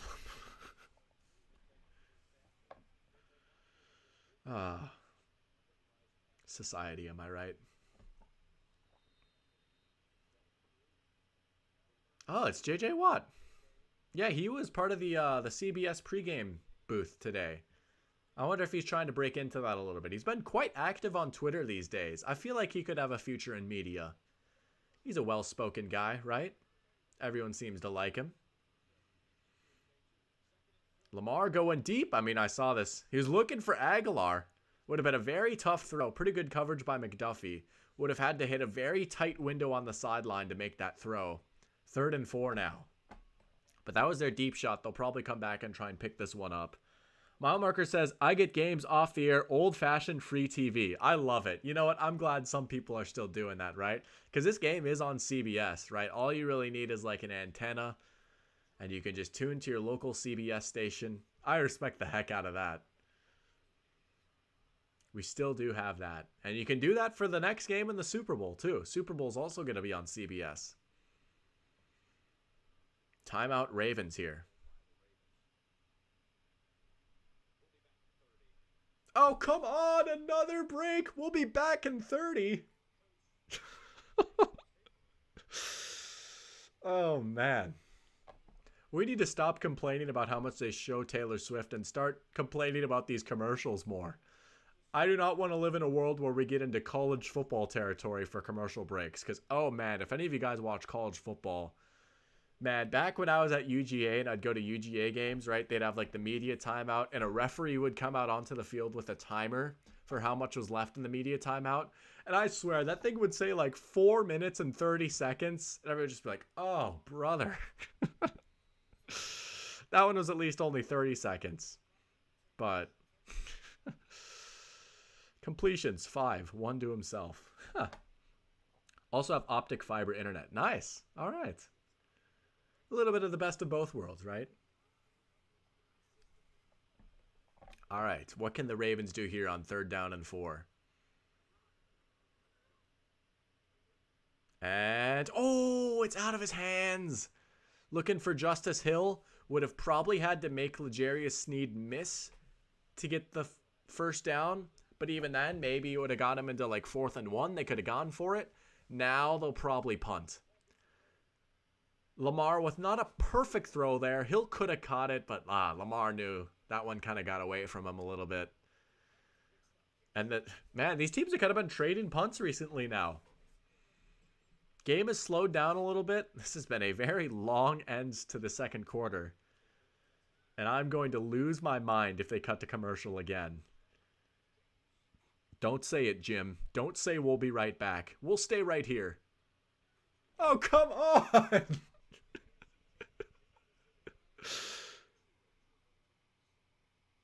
I feel like this has been more frequent than normal, no? Like, I feel like maybe I'm crazy, but I feel like they're cutting to commercial more than normal. I get it's the playoffs, and I'm sure for a game like this that ads, like, cost a crazy amount of money. And they probably, like, CBS is making bank off of this ad right now for this movie, right? Wow.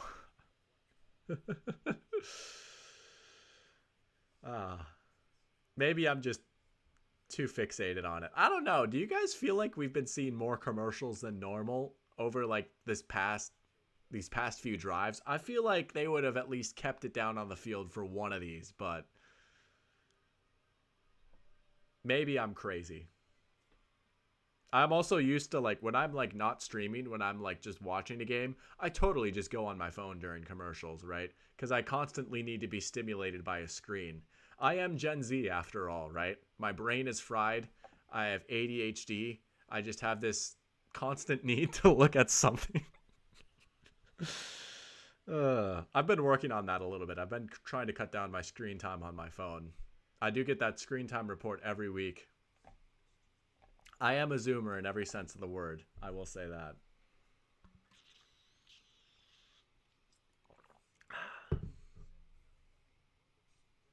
All right. We're coming back now after this FBI commercial, right? No, there's another one. CBS is promoting all their shows. I've never heard of this show. Tracker. After the Super Bowl. So I guess we could talk about the game instead of talking about commercials. I'm going to stare at the screen just for a second here before it updates and like goes ahead. But the Chiefs take over at the 11. I just saw something pop up. I looked away. That looked like Rashee Rice's face. Maybe I'm wrong. But they've got, math is hard, 89 yards to go if they want to get a touchdown. The conditions are a little rainy, right? I mean, it is outdoors. Butker is one of the best kickers in the league, so he can hit them from a ways out. You're probably shooting for like, realistically, you want to get to at least the 35, I feel like. That would be, you'd be looking at like a 52-yard field goal. Butker could definitely make it beyond that, but you probably feel good once you start to get to the 35 and in. So they've got a ways to go. And I was wrong. That was not Rashee Rice. That was Isaiah Pacheco. And he goes nowhere. Look at Clowney. Some more pushing and shoving. Now Roquan getting involved with the Chiefs lineman. And there's Kelce. Kelce has been yapping all game long. He's been jawing a little bit. Good play right there by Patrick Queen. Man, he has really revitalized himself ever since the Ravens got Roquan Smith. Queen is able to play downhill a lot more. He can blitz and just run downhill. He doesn't have to do quite as much. There's not quite as much on his plate. Oh, look, we got a flag coming in now. Here we go. Inside of 2 minutes, I mean, there's just been pushing and shoving, talking back and forth. The referees are finally going to try and set an example. Oh, that's on the Ravens. That's so tough. That is just a culmination of Travis Kelce being a little pest. They get Kyle Van Noy. That's a big 15 yards right there.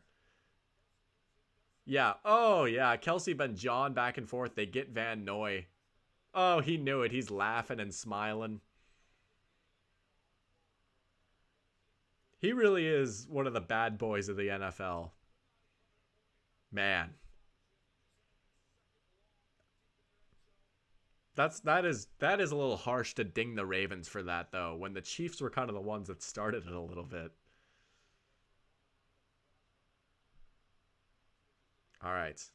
First down, swing to Pacheco. Good tackle by Kyle Hamilton. Flying in out of nowhere. That saved probably at least 6 yards right there. And that clock keeps running because he didn't get out of bounds.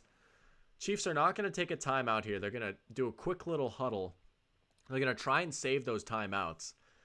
You could have maybe used one there because you'd still have 2 left. But I get after a gain of 5, you want to save those timeouts for ideally after bigger plays. Save that time you'd need to even get down the field, let alone get the next play ready. Mahomes getting closed and he escapes. Oh, he just missed Rice. But that's the maneuverability, right? Another quarterback might have gotten sacked there. We got another flag. Oh, it's roughing the passer. And I'm sure people are going to have completely rational and level-headed takes about this call. Oh, he got clubbed in the head. Yeah, I mean, that is how they call it, right? I mean, he swung at his head. I don't think that he necessarily meant to do that, but they are going to call that Mahomes or not. Like that is just the rule now. It puts Travis Jones in a tough spot, right? I certainly don't think he meant to like do that, but whew, another 15 yards. That's 30 yards on penalties. People are going to have their fun with that on Twitter. Mahomes with more time. And he gets away again. Okay. He threw a little pump fake. He's like 5 yards past the line of scrimmage at that point. It's like he's not actually going to throw it, is he? Gets out of bounds. I'm going to knock on wood because I like being right? Like, so far, hey, what'd I say? The Ravens have not sacked Mahomes yet. It is truly incredible how he can neutralize a pass rush.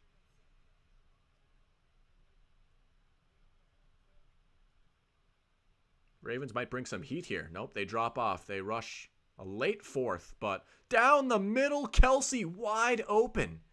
I think that was Roquan that came in late, and Kelce finds the open space. And there, now you use your timeout, right? That's a big play. Save the time that it would take to get down and line up. That'd be a lot of time running away. Yeah, no one there. Kelce wide open in the middle of a triangle of Ravens. They bring Roquan late. He finds the open space.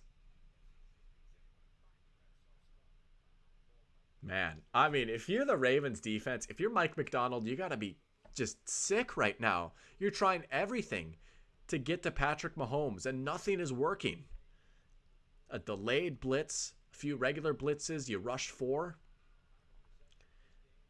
You've forced a few incompletions, which have been good, but you have not gotten that big splash play yet.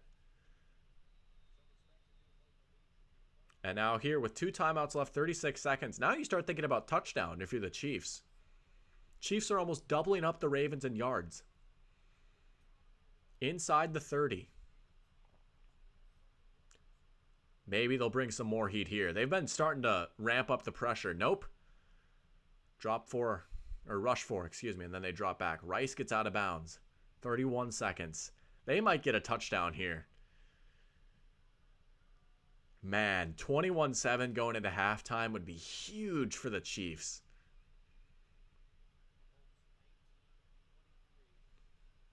It's been death by a million paper cuts.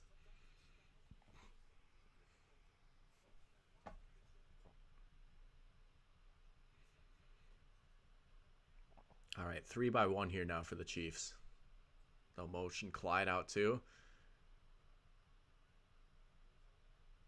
That's their specialty, right? They've been doing this for so many years. Just isolate Kelce on the other side of the field. Oh, that's actually Noah Gray. They're looking for him. That is one thing that has not changed about this Chiefs team ever since Mahomes took over, right? Stack 3 receivers to one side, isolate the tight end to the other. Usually it's Kelce. They tried it with Noah Gray there. Couldn't quite hook up. Noah Gray on Ronald Darby. And that would have been a tough play to make right there. 3rd and 4. If you're Baltimore, you got to hold them to 3 here. Do they blitz? They're showing... I mean, that's what they do. They show blitz. And they don't. And Mahomes is going to get it with his legs again. Oh, there's a flag down, though. Maybe holding? Might be on the Chiefs. It's in the backfield. Kyle Hamilton pointing back like that. Mile marker saying that was a dirty hit for sure. Talking about previously. Oh, yeah. I mean, you can't do that. That's just against the rules. Yep, holding on the offense. You might as well count that as a sack, right? That's a 10-yard loss. It's not a loss of down, but man, that's big. Now it's 3rd and 14. And yeah, that's just Madubuike beating Trey Smith right there. Good on good. Justin Madubuike versus Trey Smith. Chalk that one up to Madubuike. That might be a 4-point play right there, honestly. Depending on how this 3rd down goes. Madubuike able to get pressure and force the holding. These Chiefs have been very good, but they still just don't, even as good as they are now, they don't quite have the same fear that they put in you on like a spot in 3rd and 14, where a few years ago it's like 3rd and 14, fairly easy. Now they're just going to do a screen. And another flag. This one is probably not going to stand. Rice will go to the end zone. So unless it's somehow on the Ravens, I don't think it is. I mean, he's not even celebrating. He's just smiling. He's like, ah, yeah. Holding again. And that's going to be another 10 yards back. Now you start looking at it maybe being a tougher kick. It's Trey Smith again. Back-to-back holding calls for Trey Smith. Now it's 3rd and 24. And at this point, you most definitely just want to try and make it an easier kick for Butker. Oh, yeah, that's the easy call. Is that Madubuike again? Yeah, I mean, he choked him. You can't do that. 4 penalties on this drive, 2 by each team. So it's kind of canceled out a little bit. They are near midfield now. They need to get some yards here just to even put them back in field goal range. Forget the touchdown. I mean, now let's say even they get 24 yards here, they pick up the first down. There's only 12 seconds left. You go for the field goal here. Absolutely.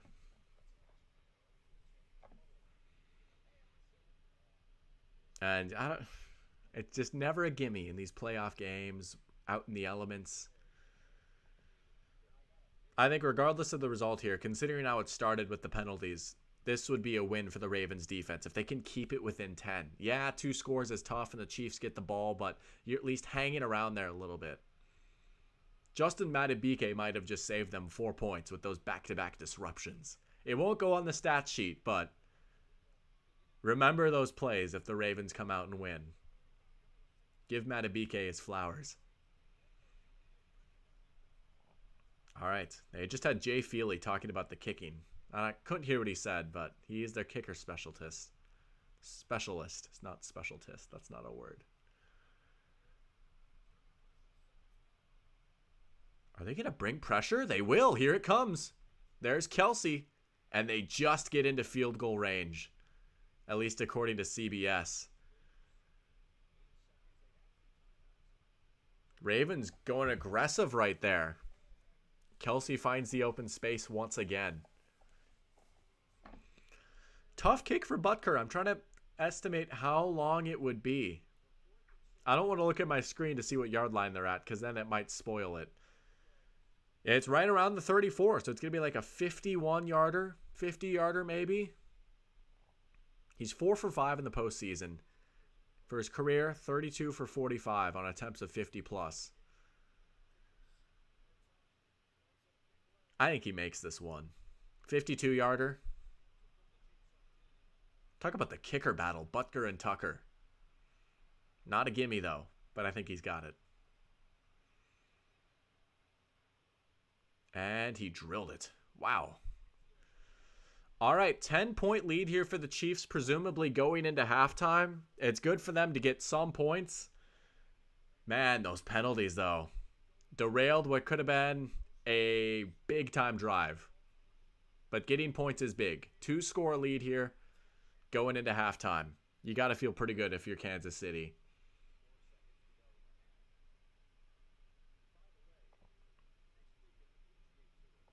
Pebble Beach Pro-Am.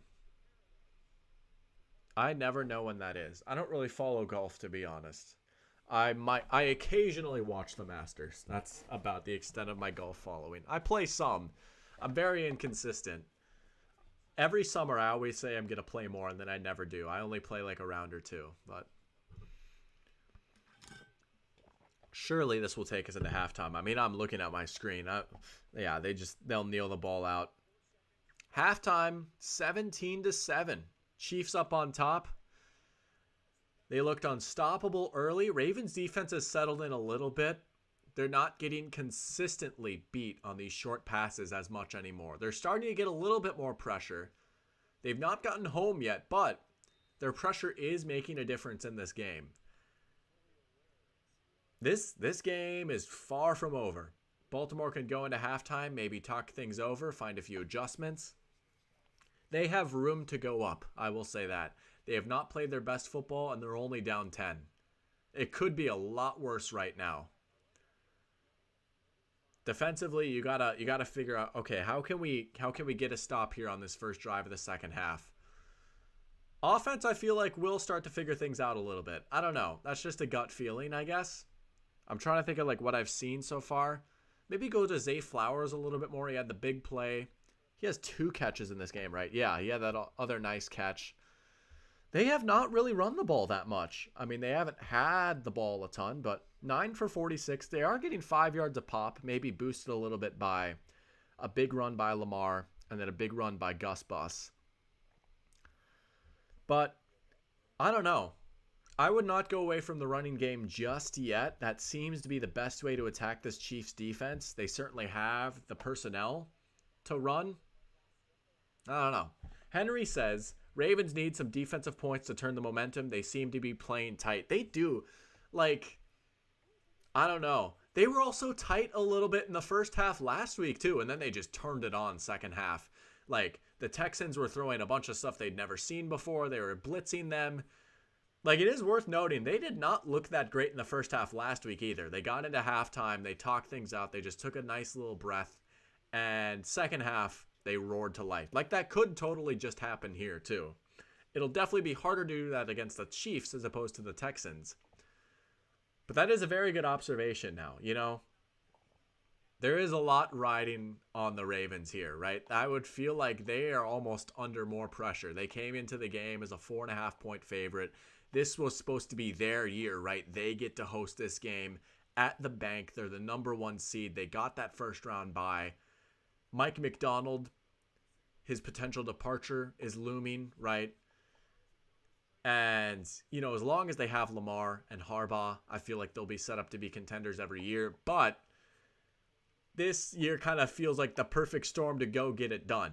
So they've got to have to turn around a 10-point deficit. It's most certainly possible. Most certainly. But they do have a ways to go. I'm going to run away real quick. I will be right back. I got to fill this up. I've been talking a lot, but I'll be right back. I promise. We can talk more about this game.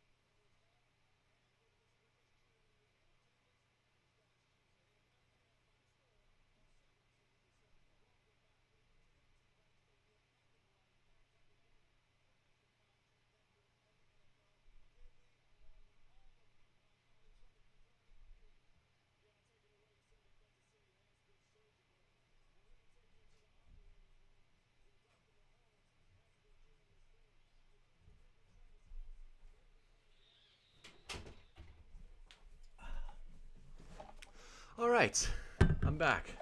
Halftime, let's do this. Sorry, I need to adjust my chair. It's kind of hard to roll around a little bit. There's like a mat on the floor here because we've got carpet in what is my old childhood bedroom. And there's like a few lumps in it. I don't know. That's the best way I can describe it. So I need to just like adjust the chair a little bit. But it is a very comfy chair, I will say. Using this setup has made me realize that maybe I want a new desk and chair for once I get my own place, because as nice as the one that I have right now is, it's rather small, and I don't know. I just feel very powerful and professional in this chair. I'm curious what the time of possession looks like now. It can't be that much better. The Chiefs are almost they are doubling them up in yards, 221 to 111. And if you go look last week, I mean, last week they were at like, what, 350 yards maybe? I mean, their offense is playing as good as it has all season. They could have easily gotten more than 24 points in this game. Yeah, 361.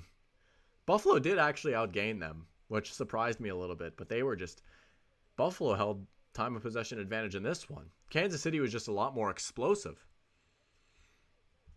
But I don't have like the stats up with me. I guess I could go look it up, but that'd take a lot of time. But I feel like last week was one of their higher yardage outputs of the year. And, Mahomes, 20 for 25, 161 and a tutty. And a few big runs, too. Only 18 yards in the box score, but think about the context of those runs. A few of those have kept drives alive, gotten first downs, or put them in more favorable spots. He's turned what could have been like a sack into like 6 yards instead. I mean, you're looking at like a 12-yard swing potentially. Lamar only 4 for 27. We saw 2 designed runs for him, and they both turned out pretty well. That QB power on 4th and short was the big one, right? That was a 21-yard run. But then other than that, I mean, he hasn't been scrambling as much, and that surprises me, right? Because we talked about on the top of the stream, Kansas City is without one of their starting linebackers in Willie Gay. And he's typically the guy, if they go against a more mobile quarterback, he's the guy that's in charge of following him, being the QB spy, just shadowing him, essentially.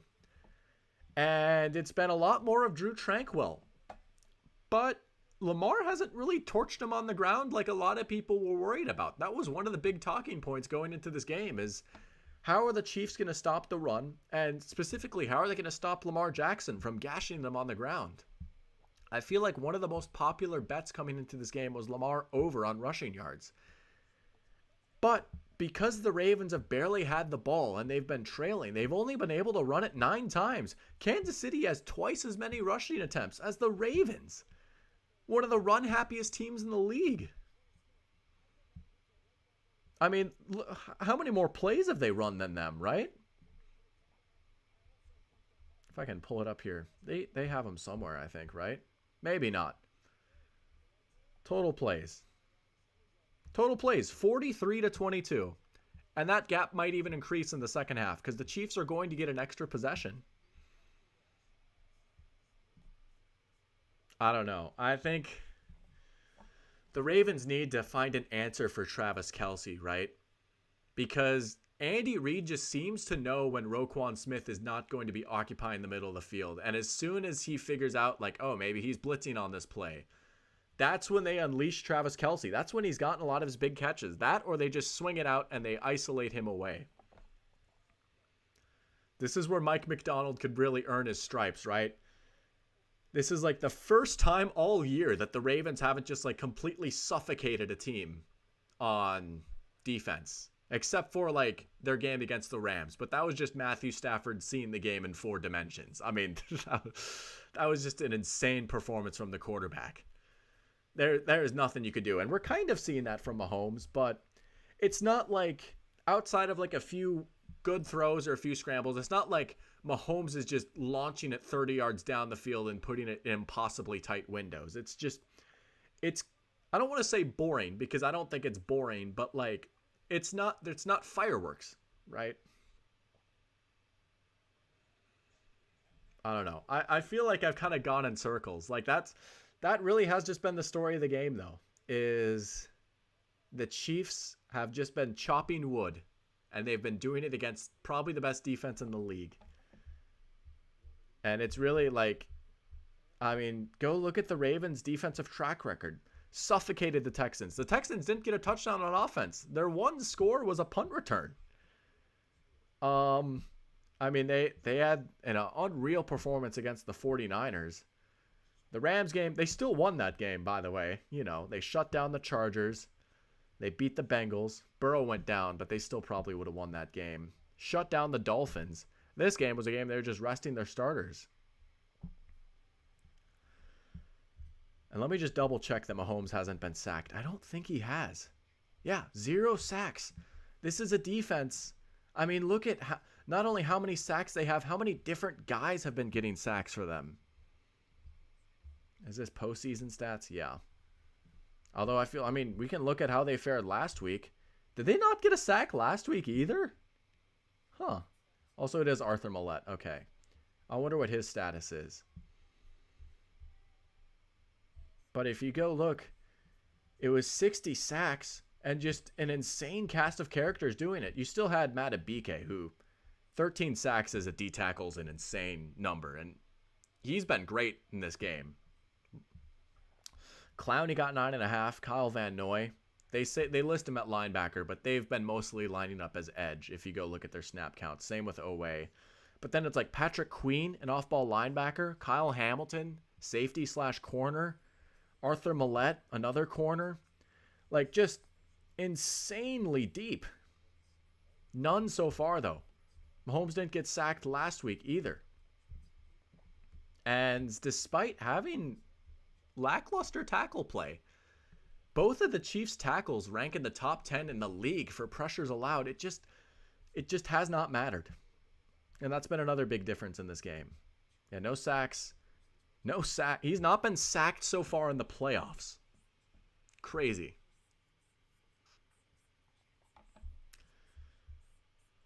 I don't know what else to say, man. That has been the few stories of the game, and not to gas myself up, but I thought if the Chiefs are going to win, that's how it was going to happen, and that's how it's been happening so far.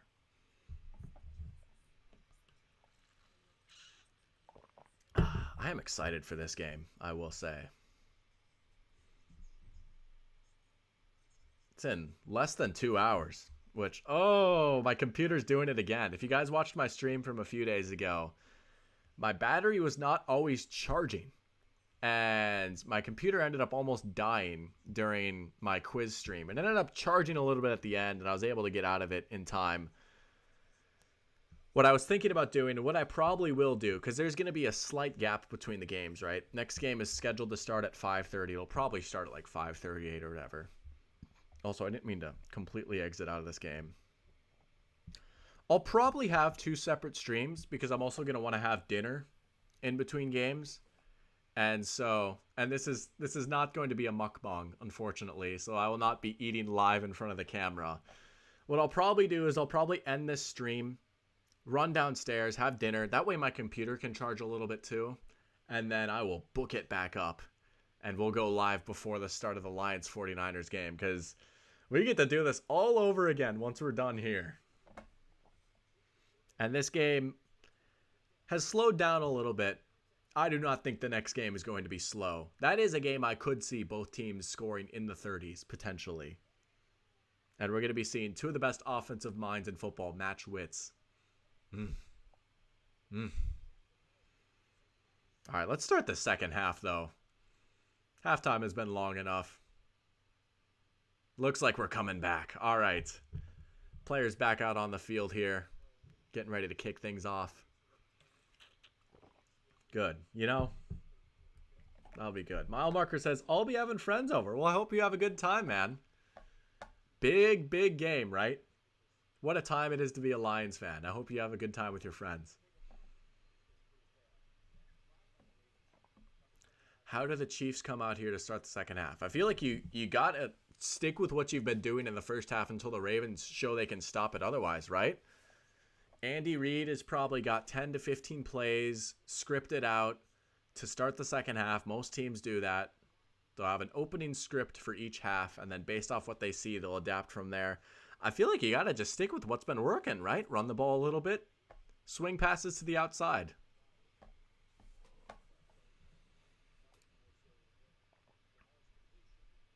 They're showing the replay of Lamar's pass to himself right now. I thought there was a sec where he might break away and actually house that. That would have been insane. That would have been one of the coolest plays I've ever seen.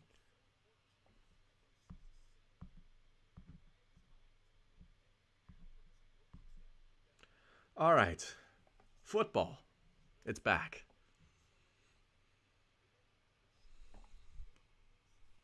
Oh, that's a bit of a wobbler kickoff. Still goes out of the end zone. The return man is dying. Gone are the days of the Devin Hesters. It's hard to run the ball out now. I get it. Player safety, right? They're trying to emphasize that. Wow, since that touchdown, they've been outgained 150 to 32, they're showing.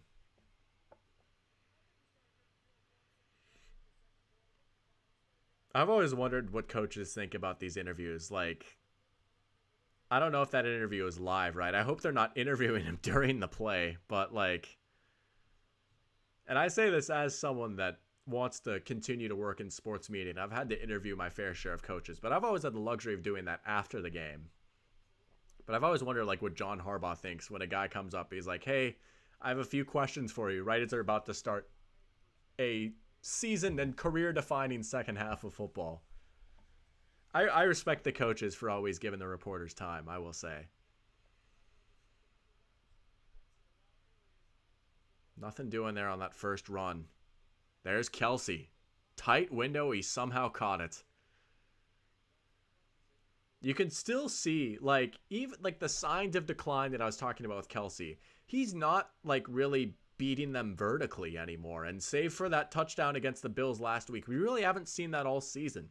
But he's still just such a monster in the short to intermediate routes. Like, he can't take the top off the defense, and he never really has been able to the level of like an elite wide receiver. And he's not quite as dominant after the catch, but he can still get open and make some tough catches. Mahomes' fadeaway jumper batted down. What a start for the Ravens defense. Chiefs sideline wants a flag. I don't know about that. I think that's just good defense. There's some more Ravens pressure. They don't get home, but Mahomes has to fall back quickly. That play was kind of doomed from the start. They've got Kelce isolated to the side, tries to do a little block and release, does not have time, and great coverage. Yeah, no way you can throw a flag for that. Great start for the Ravens. 3 and out. The tables have turned. And in the matter of a minute and a half, they're going to get the ball back now. All right, Todd Monken. What have you guys been talking about at halftime? You know what? Run the ball. Do it. First play, run it. You still have to dare this Chiefs defense to stop the run. You're a team, even with the improvements you've made in your receiving core, and for as great as Lamar is, and you can incorporate him in the running game. I mean, he has 4 rushes. And only 2 of those have been designed runs. At this point, I don't know. I think you got to take advantage of that a little bit more. They're going to go pistol here.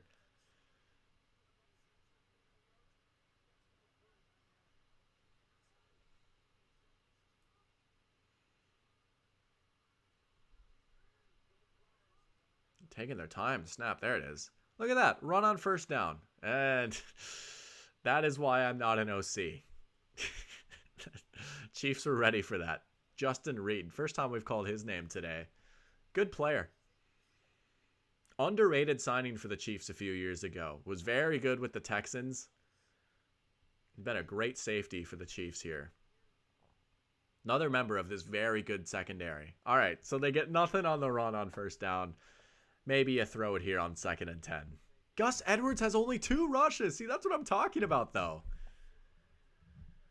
And you're in danger now of losing that aspect of the game if you go down a little bit more. If you go down 3 scores, it really takes away the running game. They'll give it to Zay there. I don't blame them for that. Get Zay Flowers involved. Another run, I guess. So I guess they did run it 2 straight plays. But now you're looking at 3rd and long.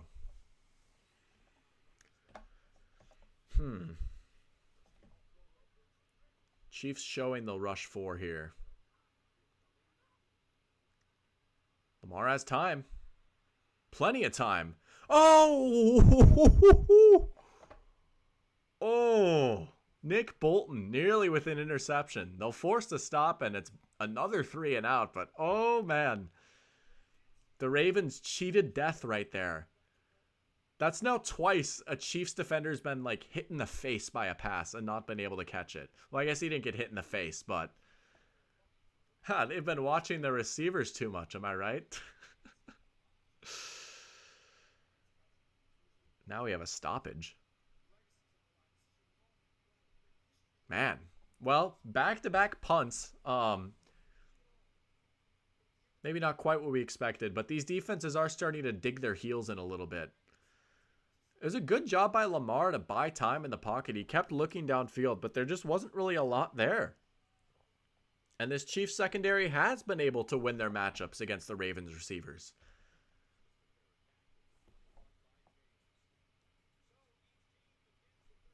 All right, let's see some offense now. We've seen some good defense. Few punts. Back-to-back 3-and-outs.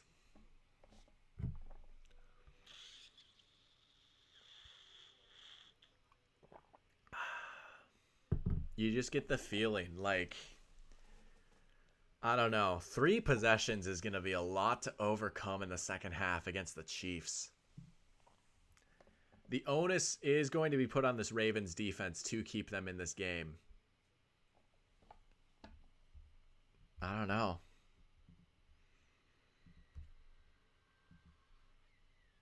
5 for 13 for Lamar, 67 yards, a touchdown, no interceptions.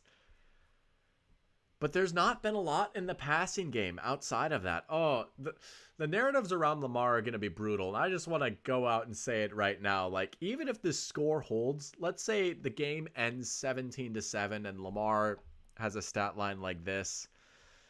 Man, there are going to be some wild takes about him. People are going to be like, see, I told you so. I told you he's not a passer. It's like, man, I don't know. This Chiefs defense is also maybe not quite been as good as the Ravens, but pretty darn close, to be honest. Like, yeah, it's tough, obviously, right? And you would hope for a little more than this. But I don't think this one game should define Lamar, even if it holds like this. I think that would be silly, personally. If you want to talk about quarterback narratives, depending on how this next game goes, there are going to be some interesting takes on the timeline about Goff and Purdy. I think it's kind of cool, honestly, that neither of those teams has a quote-unquote superstar quarterback. I don't know, it's kind of nice that you could still, like, make the Super Bowl with that. And both have been playing good this year. This is not to discredit what Goff or Purdy has done. But there is a clear discrepancy in Goff and Purdy versus Lamar and Mahomes. And you know what? I think that's kind of cool, actually. And I think that we're going to get a fascinating Super Bowl no matter what. Could you imagine Mr. Irrelevant versus Patrick Mahomes or Lamar Jackson or Jared Goff? Goff could potentially be going to his second Super Bowl. 2 weeks away. That is, man, that kind of makes me sad. As much fun as we're having right now, we've got 2.5 games left of the season, and then on to the off season. And we'll have free agency in the draft, but oh, we'll miss the games. Good hit right there. Ronald Darby, the vet. All right, the Ravens are ready for those outside swing passes now. Let's see. They're not going to show a good angle on the replay. I don't know what they've changed, but they are ready for it. Oh, that ball came out, but it went out of bounds. That was a hard hit. Both teams with only 2 negative plays. I mean, that's not bad. Mahomes already with 28 attempts.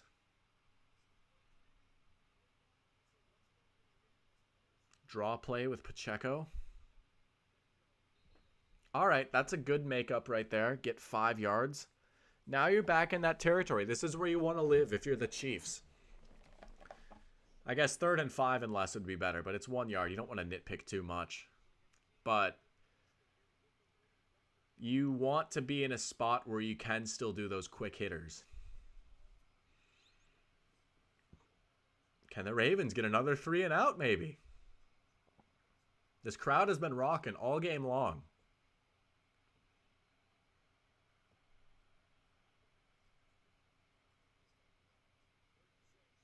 And down the middle, Justin Watson. Wow. Oh, that's tough right there. Tony Romo calling it the Andy Reid special.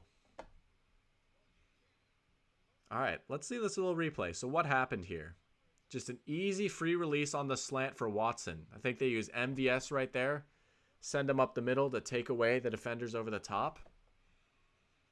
Pretty straightforward. And they can, it's a lot easier to do that when it's 3rd and 6 and not 3rd and 9.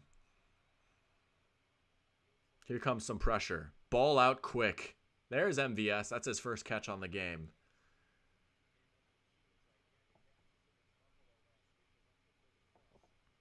Good bounce back from him. I mean, he was the butt of all jokes after that Eagles game, right? He had that brutal drop.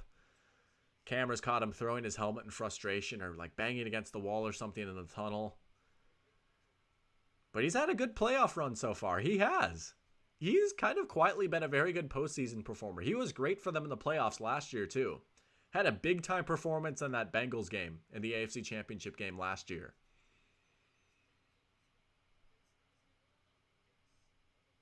Oh, Kelce thought about throwing it there. There's the cheekiness from the Chiefs. So they fake the run, make it look like an option, and Mahomes is going to keep it. Then he throws it to Kelce, and Kelce fakes that he's going to throw it. And you just never know with Kelce, right? I mean, he's tried the lateral. He's thrown it a few times. I think he has roots playing quarterback in high school, right? You just never know what he's going to do. He also had that hook and ladder against the Lions back in 2019. Remember that mile marker? That was a long time ago.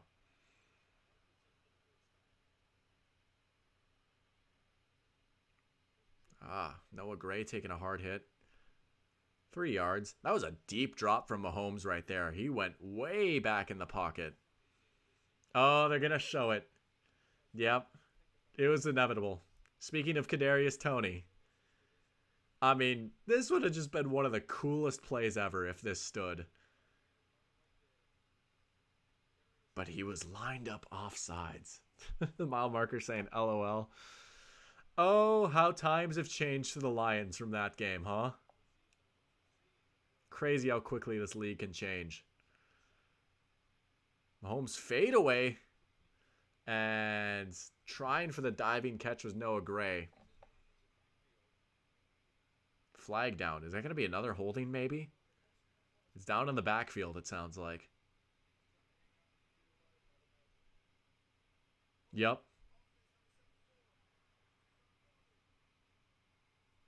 Jawan Taylor. Oh, Mr. Penalty himself.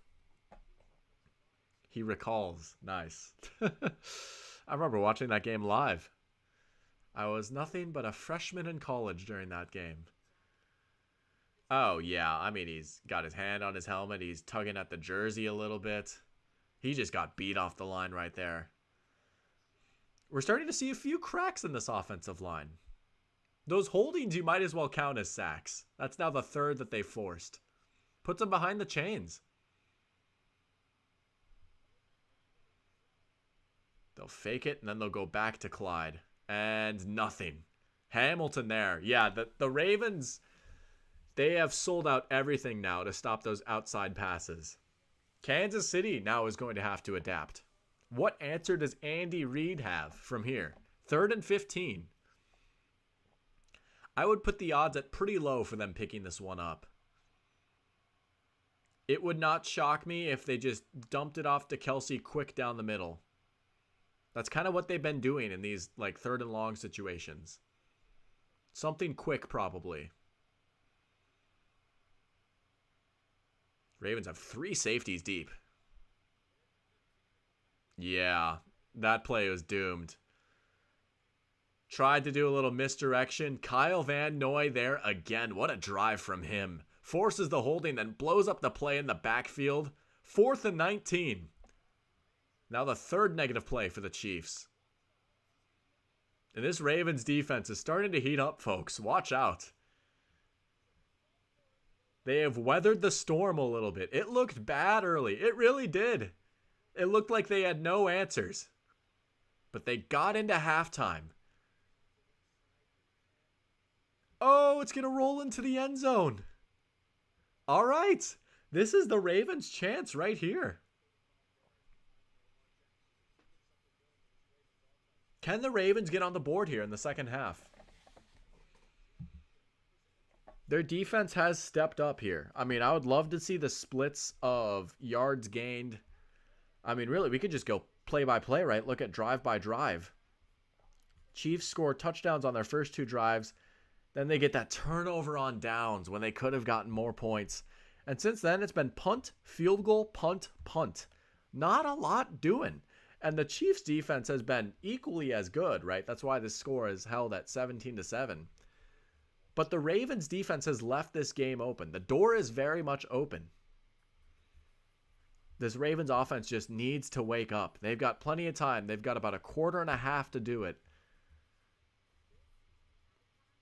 Their defense, though, I feel like you got to be happy. If you're like a Ravens fan, or if you're on the Ravens, you have to be happy with the effort your defense has given you.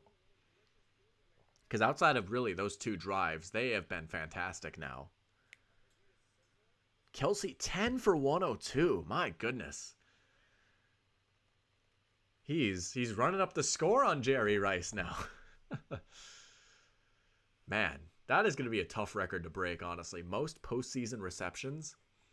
Because you're going to have to, 1, be very good, and 2, be in the playoffs a lot. And consistently be the number 1 guy in the playoffs.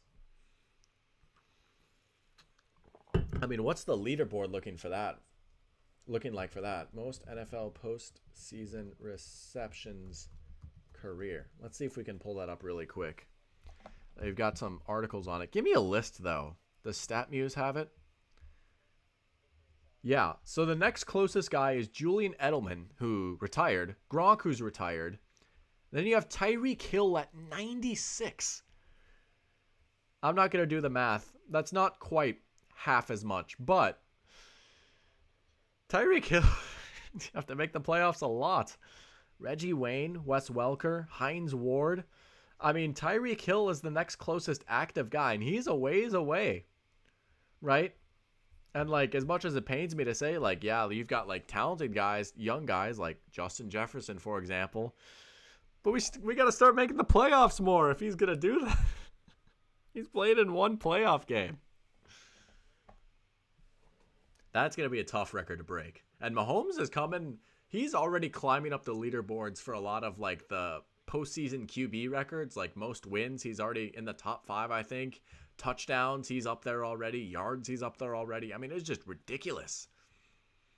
He might actually, like, catch up to Brady's postseason records, which looked unbreakable a few years ago. We'll see, though. He's going to have to play a long time. All right, there you go. That's a good starter. Oh, Gus Edwards trucked his own guy. He's okay. That's good. Yeah, there's just no one underneath right there. Everyone's occupied with the guys going downfield, and Gus Edwards just leaks out. Good start right there. Nice chunk of yards. Get a first down. Oh, I do not envy that guy in the purple Ravens hoodie right now. That is their first down in the last 13 minutes of game time. Wow. Only 6 of them on the game. Another play action. Lamar wants to go deep, it looks like. And now he's going to escape. Here we go. First down. Back-to-back first downs for the Ravens. All right. Here we go. Things are heating up a little bit. The Ravens are on the move. Their defense has been locked in. And here's just some Lamar magic. Look, he takes his time. He stays in the pocket. He wants to throw that football, but there's nothing there. And you know what? He's got a gift. He can run. The rain is coming down harder now. Here we go. This is where the run game really comes in. This is outdoor playoff football.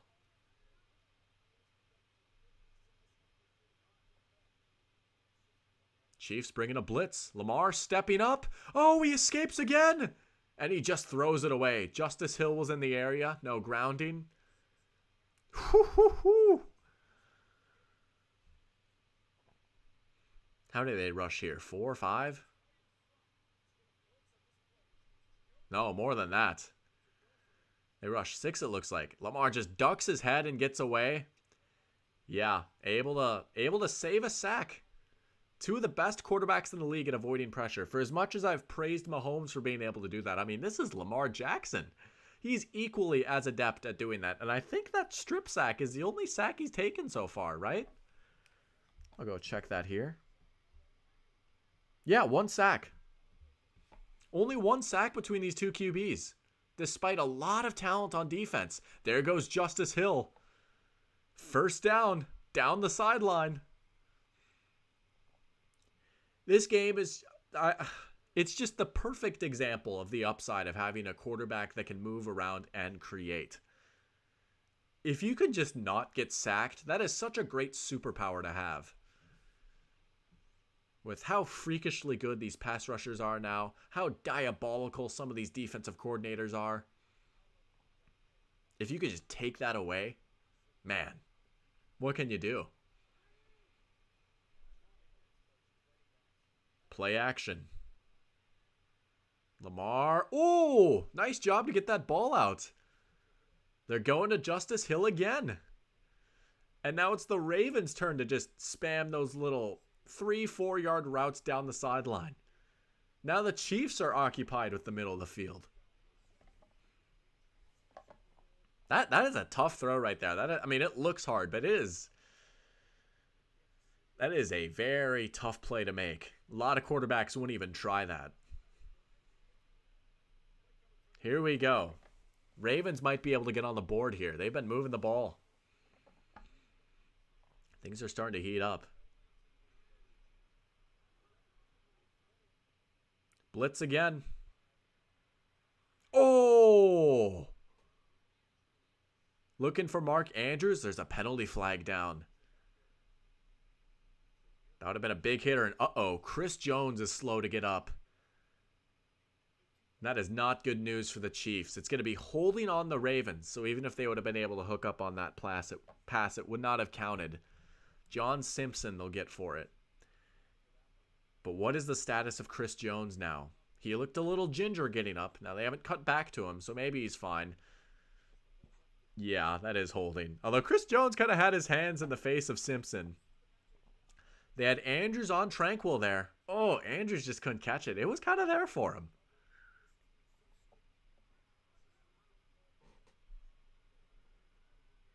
These holding penalties are really starting to add up here. We've seen a fair amount. There's Andrews.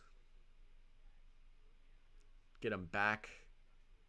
About 3rd and a long 9, maybe. Did he catch that? Oh, yeah. Easily. Look at all the green on Mark Andrews' back. That's a green 8 right there. All right. 3rd and a long 9.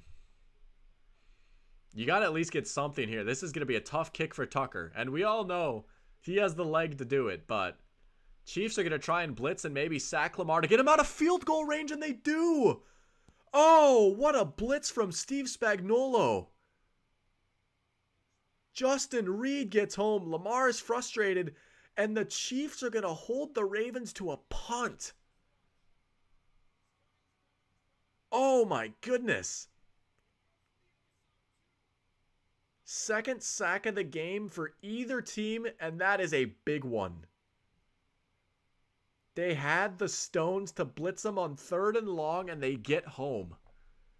And the Ravens, after putting together their best drive since their touchdown drive, have to punt.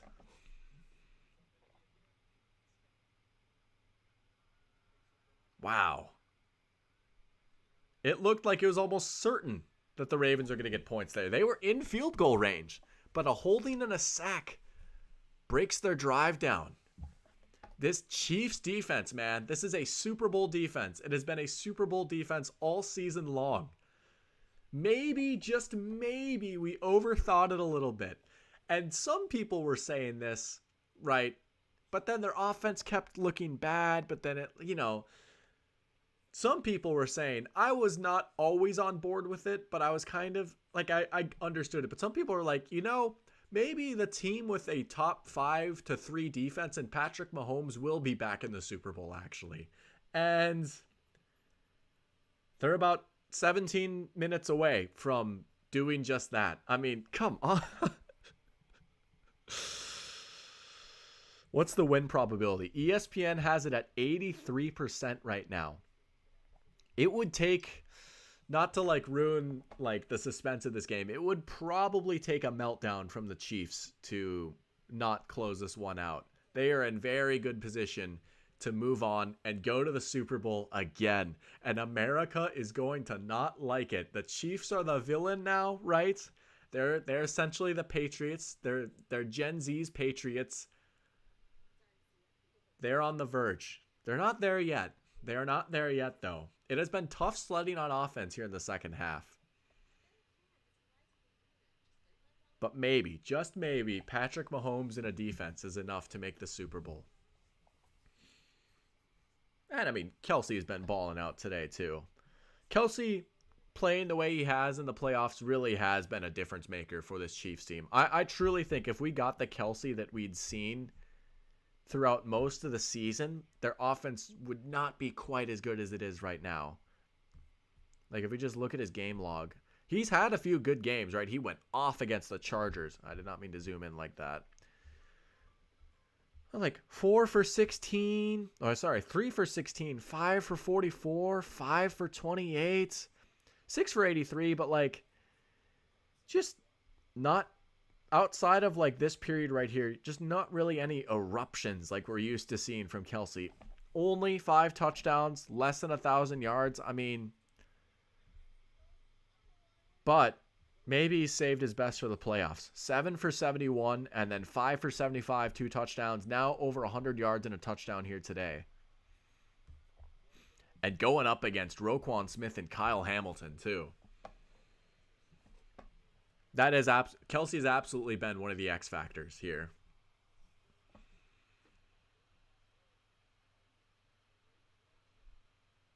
All right. A run. Not much. Good job by Patrick Queen to stop Angry Legs from getting any more yards. 3 yards. Oh, Terrell Suggs is in the house. I saw Ray Lewis was there earlier too, wasn't he? He was doing his little pregame dance. Flashing the Super Bowl ring. A lot of Ravens legends here. In case you guys haven't heard, this is actually the first time the Ravens have hosted the AFC Championship game. Obviously, they've been there a few times, but this is the first time they're playing it in Baltimore. Pacheco, nothing. Stood up at the line. And he's still trying to go forward, man. But nothing. Long-time Raven. Brent Urban back there. 3rd and 7. This Ravens defense will not break. They are leaving it all out on the field. They are just scraping and clawing through the dirt and the blood and the muck.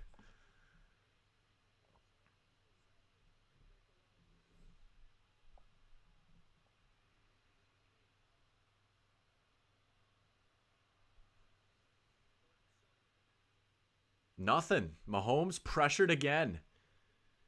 Just had to throw it out of harm's way. 3 and out. Baltimore does it again.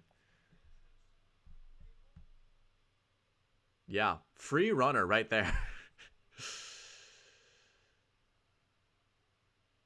They're so worried about Patrick Queen. Both guys go away from him, and no one blocks the big D tackle. Tommy Townsend punting from the shadow of his goalpost.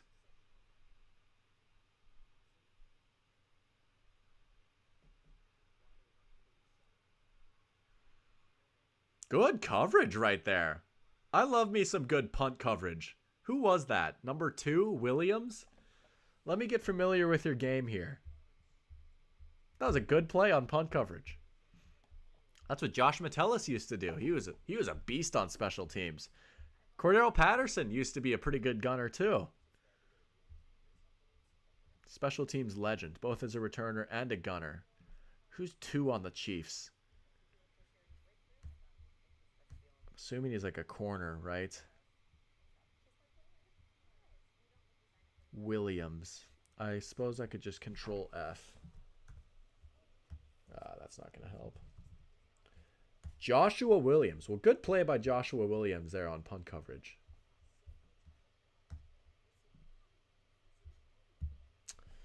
Less than a minute left here in the third quarter. It is starting to get to be dire time here for the Ravens. The fact that it's still a 2-score game. I mean, if we tried to do some math, right, how many more possessions are they going to get? 3? Maybe 4? At this point, you really can't let the Chiefs score another touchdown. I think 24 points would win this game. Yeah, that would be a lot to overcome in 15 minutes and change. If Kansas City scores another touchdown, that's probably the dagger. But they have not really looked like, they've not really showed any signs of doing that so far. Baltimore's got to keep. I mean, they had a good drive before it stalled out.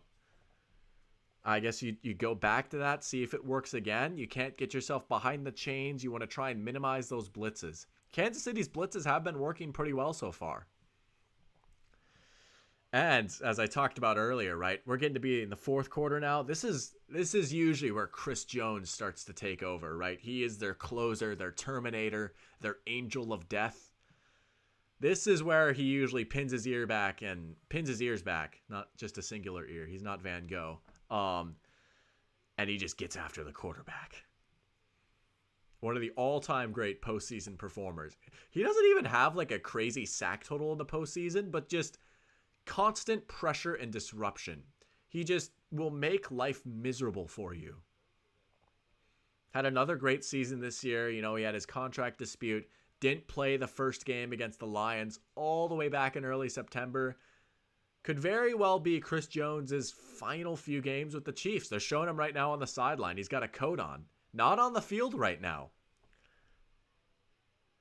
Mile marker saying they seem very evenly matched. Yeah, after the dust has settled a little bit, after like that crazy run by the Chiefs, they have been very evenly matched. These are probably the two best teams in the conference. Lamar's going deep. He's got a man. It's Zay Flowers. Flowers making his man miss all the way down to the 10.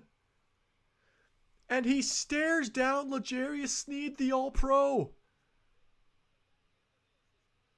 Oh, exactly what the Ravens needed. Blown assignment on the back end. No one accounting for Zay Flowers. I don't know if Sneed got lost there. Oh no. Taunting. Oh. He was barking at Sneed while he was on the ground, and the rookie gets a taunting. Oh. They'll still get the big play, but they lose 15 yards from it. He shoves him, and then he drops the ball on him. I mean, as a competitor, I totally get it, right?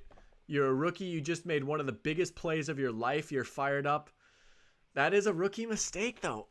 Ugh. They're still close to the red zone, though. Like, that is not a backbreaker by any means. But, man, you'd love to have those 15 yards, wouldn't you? Incomplete. That is tough. Group chat going crazy right now.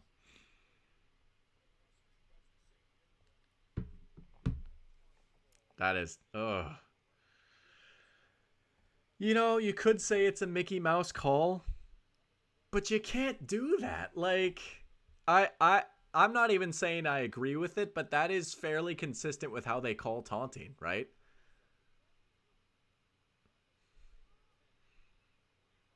I get it, though. It does. It is frustrating, especially if you're rooting for the Chiefs' downfall.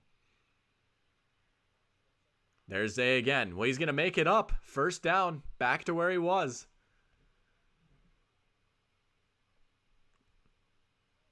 Well, that might have saved us from the Chiefs get all the calls discourse, that first down right there. They didn't score a touchdown on that. Well, I mean, they still might not score a touchdown, but at least now they're back to the original spot. I am happy that at least that call did not really have any impact on the game now. Like, they're back to where they would be. Now they'll go to Bateman. I think that's Bateman's first catch on a screen. Oh, the ball came out, but I think his forward progress was stopped. Whew, boy, though. Might have been saved by the whistle. I mean, I agree. Like, he was not going anywhere. But, oh, you got to protect that ball. Fourth quarter. All right, the Ravens have shown signs of life on offense. They are a few plays away from maybe making this a one-score game. They are right there. Their defense has looked much, much better second half. You know, if Baltimore gets a score here, which they probably will, it's game on. It is game on.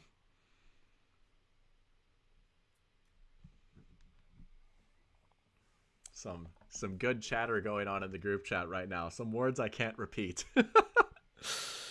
I love it. I love the intensity of this game, the emotions, right? I don't know. I am definitely a more neutral observer than most people, and I get why people are sick of the Chiefs and they want to see a different team, right? There's always a part of me, though. I like being edgy. I like being different.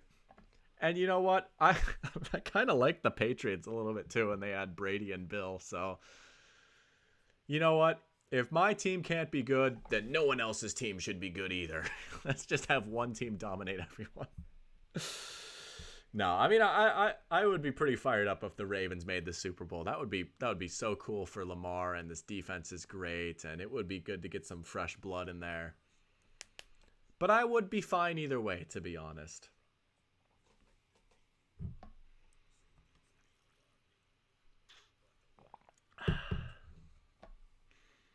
You got to capitalize in the red zone. They're a team that's been very good in the red zone all year. Again, I'm not a coach. I'm not an offensive coordinator. And maybe they'll do this and it won't work.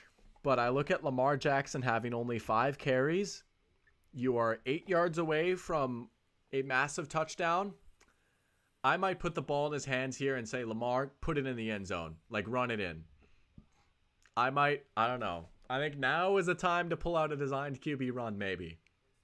Maybe that's what the Chiefs are ready for, but you have Lamar Jackson, right? This is the final quarter of the AFC Championship game. Yes, I get you want to protect your quarterback, keep him fresh, keep him healthy. He hasn't been running quite as much this year, but you are down 10. You got to take this one in. So I would put the ball. He is the best runner on their team. As good as Justice Hill has been, and Gus Edwards is a solid back, Lamar Jackson is without a doubt the best runner on this team. Have him punch it in. Put the ball in the MVP's hands right here. It's 2nd and 7. Hey, there's Jim Harbaugh cheering on his brother. New coach of the Chargers, Jim Harbaugh. Already outgained in the second half as opposed to their first half production. Caught Zay Flowers. Dives. Oh, no. The ball is out. Did he break the plane? Oh, no. Oh, no. It's a fumble touchback for the second week in a row. Unbelievable. Did he break the plane? That is the only question right now. Oh, my gosh.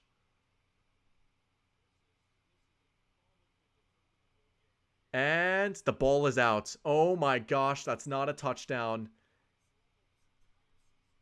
Oh my gosh. Well, it was recovered by the Chiefs, I guess. It wouldn't have mattered either way.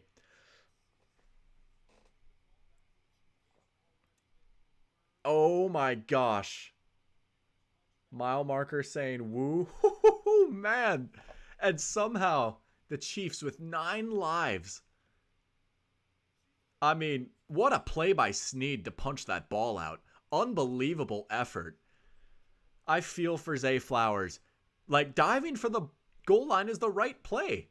People are going to be like, well, that's why you don't, like, fumble the ball. But, like, diving for the end zone was the right play there. It was just a better play by Snead to punch it out. Oh, and now Kelsey is still going back and forth with the Ravens. Him and Patrick Queen getting into it. Oh my gosh. Man.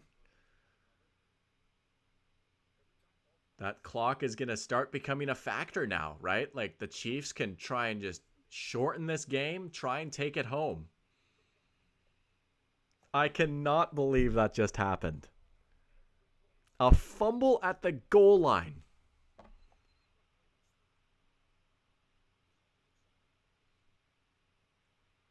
Mahomes under siege. Still looking. Oh, incomplete. The Ravens defense, man, their backs have just got to be destroyed right now, trying to carry this team.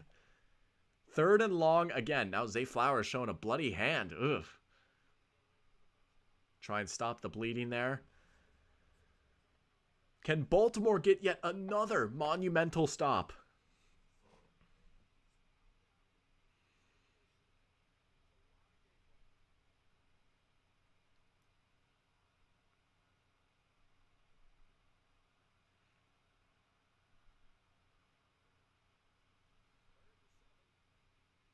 And they got it. Kelce, like clockwork.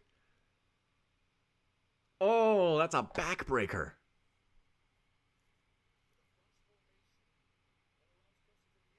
He just leaks out. 1st down. That is killer. Oh, a 3 and out would have helped. Mile marker saying KC should score again and then clock management. Oh, I mean, if you have the opportunity to score, just go score, right? You don't want to prioritize the clock over scoring yet. But, I mean, look, they're running this play clock down right now. It's showing 6 seconds and counting. They're going to take their sweet time to snap the ball. Now they're going to call timeout.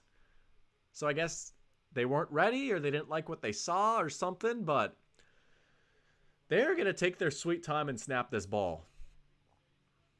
And I mean, still 2-score game. I mean, we haven't seen any points here in the second half. Man, poor Zay. I feel so bad for Zay Flowers. He has been a baller today. Man.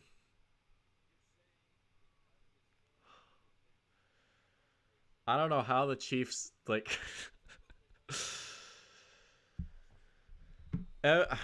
It was a very lucky break, and it was an unbelievable play by Snead. I mean, oh my gosh.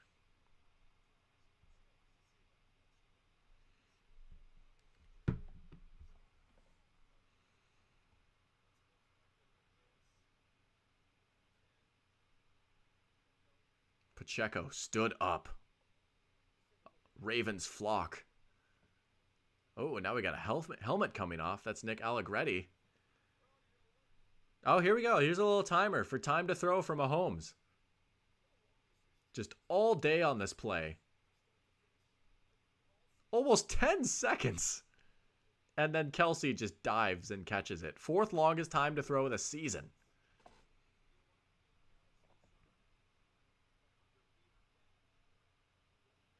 Play clock under 10 again. Yeah, it's like they've got chew clock on in Madden right now. Pressure. Dump off. Oh, good tackle. Very good tackle. And that is Brandon Stephens. Good to see corners can still tackle in today's game, right? The sport's not dead. Another flag.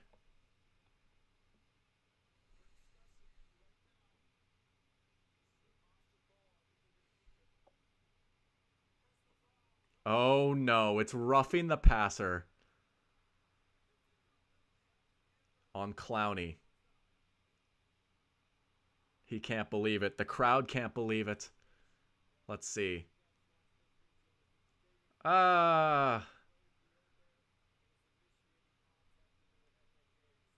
He kind of led with his head. I don't know if that was helmet to helmet.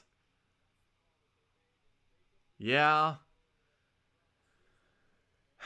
You know, that is how they call it. It is.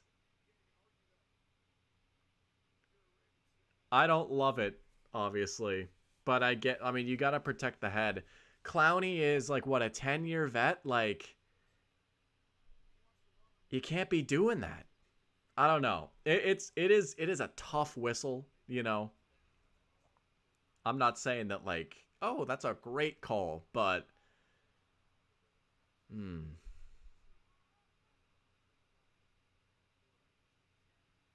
And there it is. A sack. A sack. First sack of the game. The Ravens' pressure finally gets home, and that's exactly what they needed. That'll put the Chiefs way behind the chains.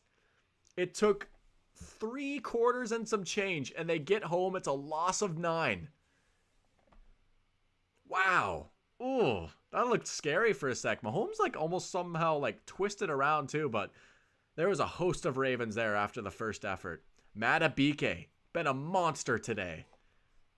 Well-deserved sack for him. First time sacked in the postseason. Yeah, 101 pass plays. First time being sacked. I mean, it's just remarkable. Now they'll go to Rice. Try and make up just some of the yards.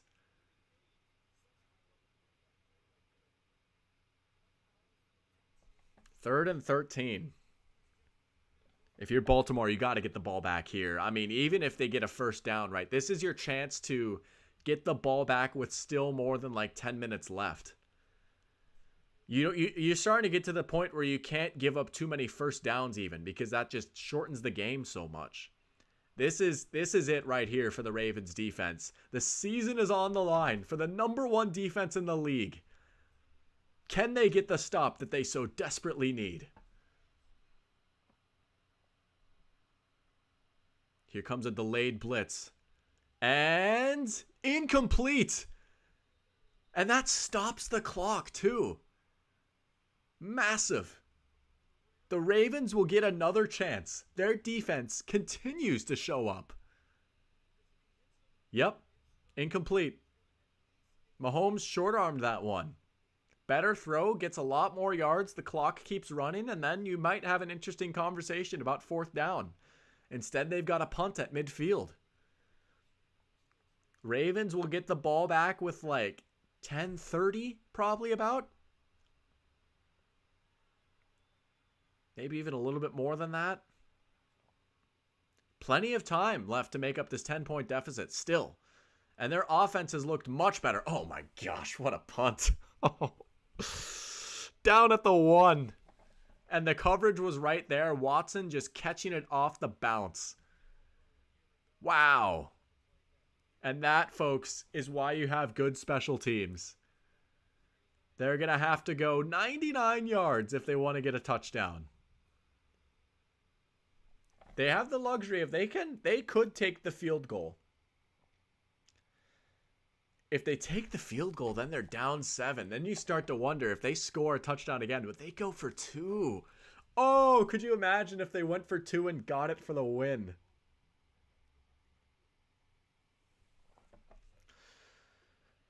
Man, this Ravens defense has turned in a legendary performance, really. The offense has woken up, right? The past few drives have been a lot more promising.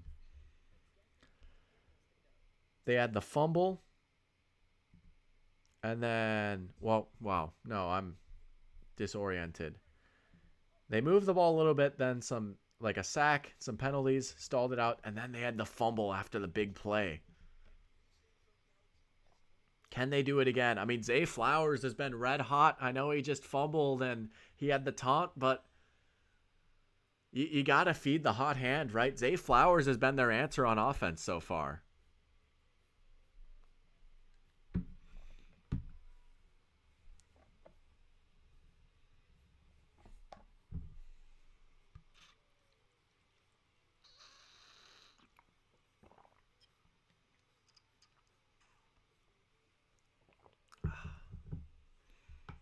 $10:35 left. Maybe 3 possessions for the Ravens. Maybe.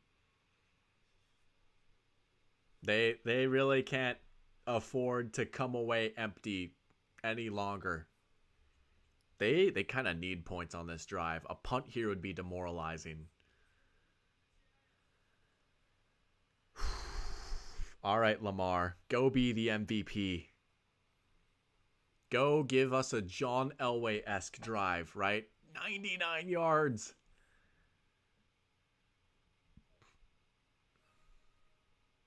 Just an absurd punt.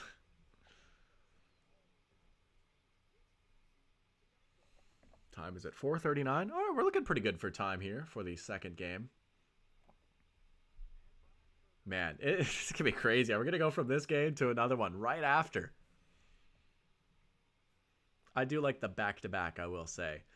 Part of me thinks maybe one game on Saturday, one game on Sunday would be cool, but back-to-back, you just get to devote a whole afternoon and evening to football.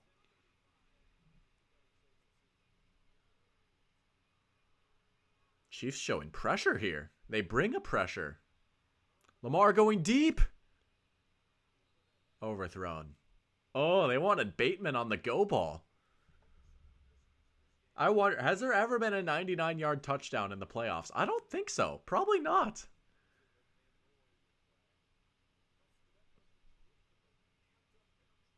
They're showing the miscues right now, some penalties. And then the fumble. I mean, the Ravens have kind of been shooting themselves in the foot here in the second half. They have been outplaying Kansas City in the second half. Just silly mistakes, really. Oh, don't do Zay like that with the graphic. Nice little sidearm sling by Lamar there. Very, very Matthew Stafford-esque, right? Move around in the pocket, sidearm sling. There are more similarities between Lamar and Matthew Stafford than you might think. Chris Jones getting up gingerly again. Good job to get pressure, and then he just goes down. Eesh. I don't know what exactly happened there, but...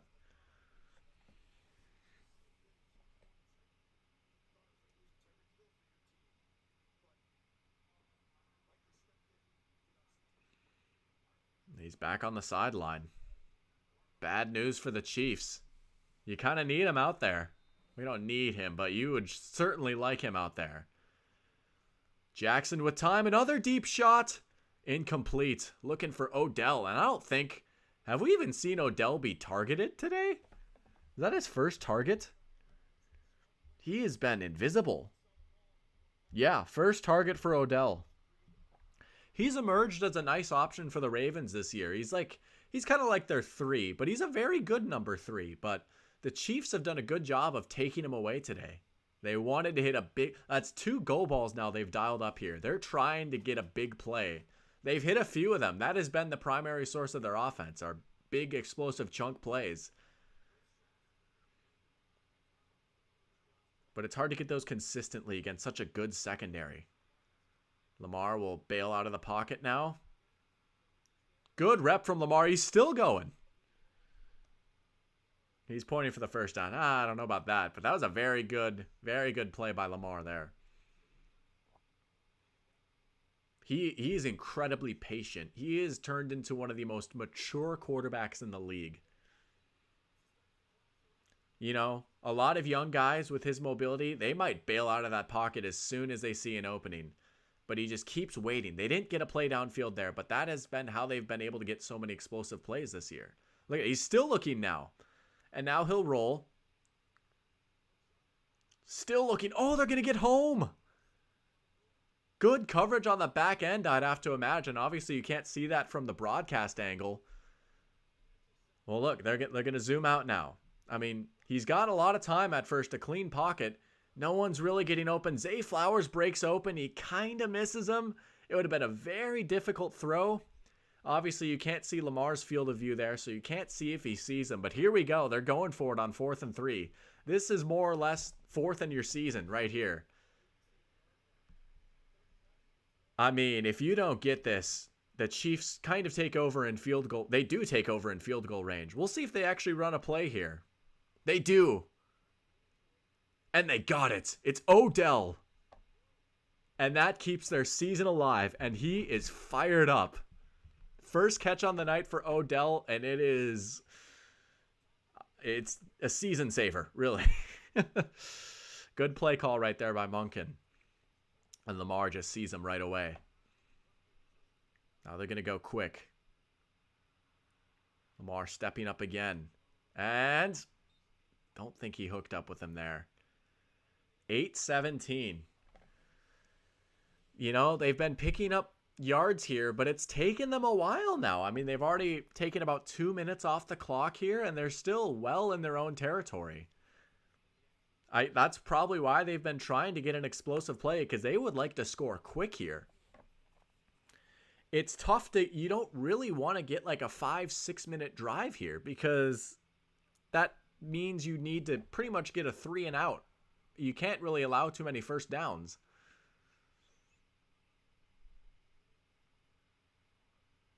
And the Chiefs are content to just sit back a little bit. The Ravens are getting like these 8-9 yard chunks like they just got right there. But third down, and all of a sudden, the Ravens, they have to worry about picking up this 1 yard here first before they can worry about getting into scoring position. And now we're under 8 minutes. 3rd and 2. Sorry, not 3rd and 1. And they're going to run. And they pick it up. And I don't hate the call to run there, right? But this is getting to the point where you need to start maybe thinking a few plays ahead. You got to have a few plays stacked up and ready to go so you can go quick. And this might help them, because we're going to get a clock stoppage for an injury here. Couldn't quite see who that was who's down for the Chiefs, but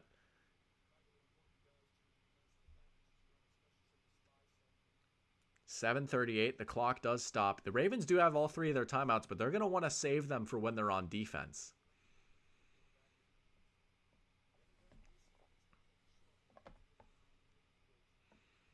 Realistically, if you're Baltimore, I mean, what is your target time here to try and score, right?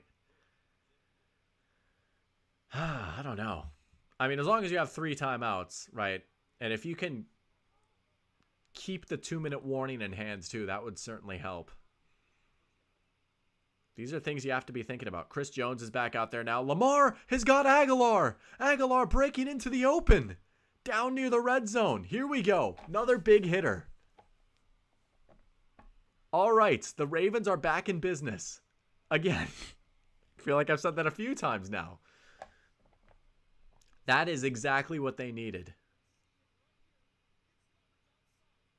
Good route there by Aguilar. Woo! Under 7, they snap it. Lamar going deep. Oh! Looking for Odell. No flag. Oh, this place would have erupted had they hooked up on that. Man, am I crazy for thinking the Ravens might steal this one? They have been by far the better team here in the second half. Oh, Giants Odell would have caught that with one hand, man. He really would have.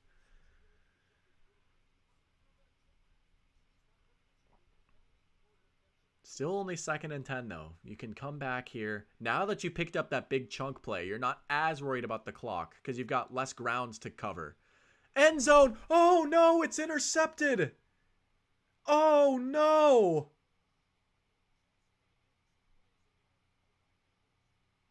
That might be it, folks. Oh, no. To come away with 0 points again. Oh. Threw it into triple coverage.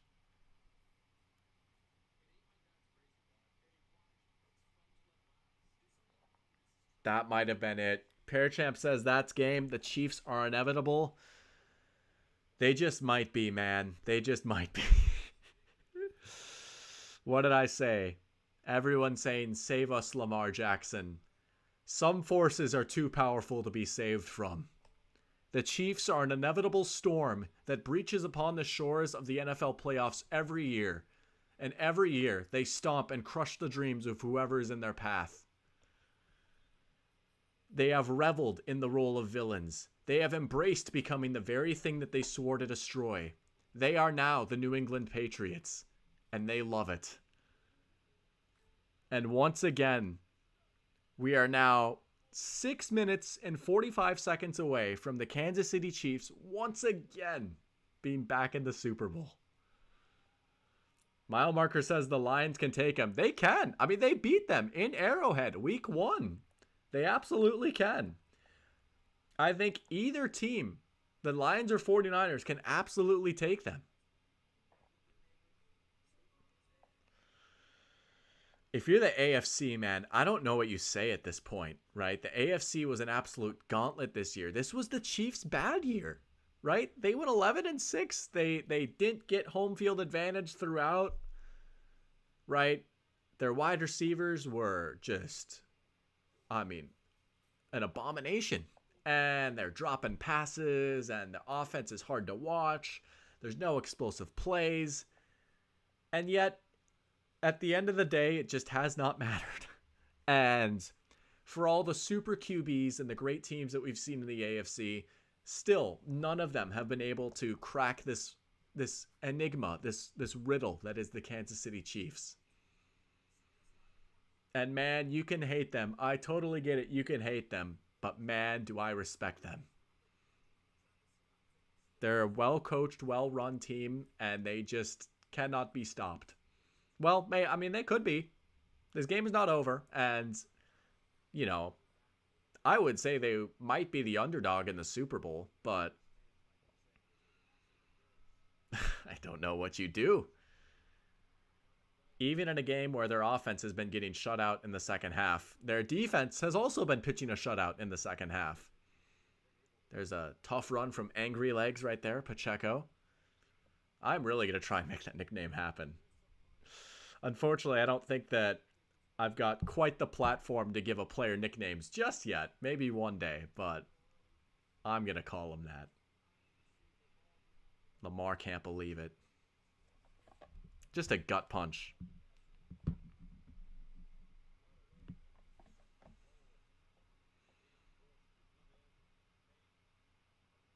Realistically, how many first downs can you even allow? Not more than like 2 or 3 at this point. Well, that'll help. There's sack number 2. That does help. 3rd and about 8 or 9? Are the Ravens going to call timeout here? Maybe. I guess I get that, right? You want to keep as much time on that clock as possible now. I understand that.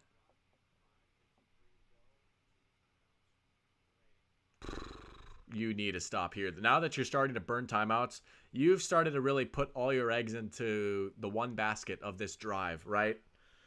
I mean, to call timeout and now be down to 2 of them, and then if you surrender up a 3rd and 8, that is killer. A first down might more or less end this game. Not mathematically, but the Chiefs would need to fumble pretty much. No, but you know what I mean. Parachamp says, I won't forget that the Broncos had a shot of taking the AFC West title and then dropped the bag. They did, yeah. I mean, they were hanging around for a while. It was not a given that the Chiefs were even going to make the playoffs as recent as Christmas. They looked dead in the water. Think about how we felt, and I'm guilty of this too. Think about how we felt collectively about the Chiefs after their ugly loss to the Raiders. I was also guilty of thinking, man, it's not looking good. And yet here we are. But the Ravens are going to get the ball again.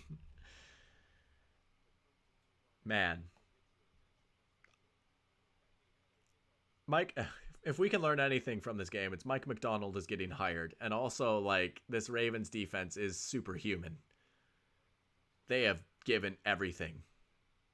Good return here. There goes Duvernay. One of the better returners in the league. That helps. Come on. Let's make this a game, right? Let's get a Baltimore touchdown to make things interesting. Tonight, in about 30 minutes, Lions-Niners. Oh, we get to do this again. I'll have to switch over from Paramount Plus to YouTube TV for that one, because that one's on Fox. Kevin Burkhardt, Greg Olsen, and the gang. We are so close to learning who's going to be in the Super Bowl.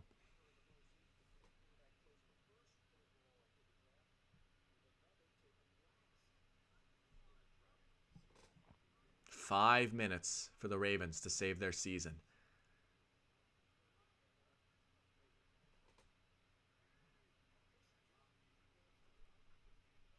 Karlaftis. Oh, he blew that play up. He's broken out really this year. Karlaftis has had a great second season. He came up strong in the second half of last year too. He was great in the playoffs for the Chiefs, but he just destroys his man on that play. Sack. Loss of 4. Can't be doing that at this point. Lamar with time. Beckham gets out of bounds. That'll stop the clock now that we're under 5 minutes. You start to think about, like, we got to run out of bounds here and stuff and stop that clock too, you know? Undisputed 4-down territory now here. You've got 2 plays to get 6 yards. But the more plays you run, the more time that takes. At midfield. Tony Romo's talking about, like, getting a field goal here. I can't fully hear what he's saying. My volume's pretty low, but nah, you got to go for the touchdown first, right? Oh, okay. Hill caught it. And he will get the first down. It looked like he dropped that for a sec. He was bobbling it off his head and stuff. Good throw by Lamar right there. Just moving on the run. It wasn't pretty, but they got it. I don't think Hill was expecting that ball. Now you start to maybe thinking about taking a deeper shot down the field. KC doesn't have too many dropped back right here. They're only going to rush 3. There's Karlaftis again. Lamar's able to salvage a few yards out of that, but George Karlaftis is starting to turn it on now. Maybe he's their closer. Mile Marker says, I've got things to get ready. Fun watching the game with you all. Well, thanks for tuning in. Always appreciate your company here in this stream. And you know what? Best of luck to the Lions. Hope you enjoyed tonight's game. 2nd and 7. Another underneath pass. Hill's able to get the first there. That's big. Down inside the 30 now. That clock keeps moving. They only have 2 timeouts. It might come down to an onside kick. Now we got a player down. That's going to stop the clock. Wow. All right, so that helps Baltimore a little bit. I mean, mathematically, right, with 2 timeouts and the 2-minute warning, I guess you most definitely could take a little bit more time off. You really want to score before the 2-minute warning, though, because that'll act as your 3rd timeout, and then that will help. If you get a 3 and out, then that, you know, you get the ball back with more time. But you got to score before the 2-minute warning. I mean, do you consider, it'd be crazy, but do you consider kicking a field goal?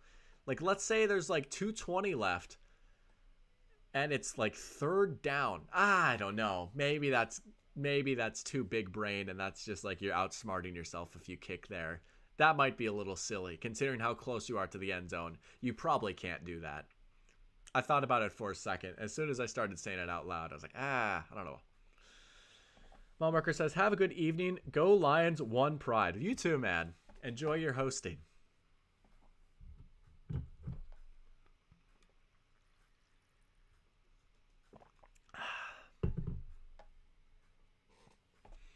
Somehow this game is going to come down to the end again.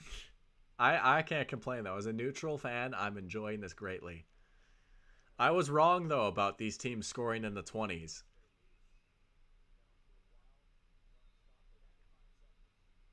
All right. And the clock will start again after the injury. Okay. Lamar has to fall way back. He's got a lane. All right, gain of 5. You got to get up and go, though.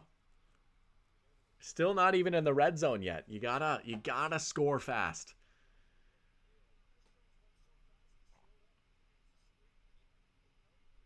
No huddle. Just gonna relay signals from the sidelines, probably something like that. Here comes a blitz. Lamar incomplete. Good play on the ball. There's Trent McDuffie, right? All-pro slot corner.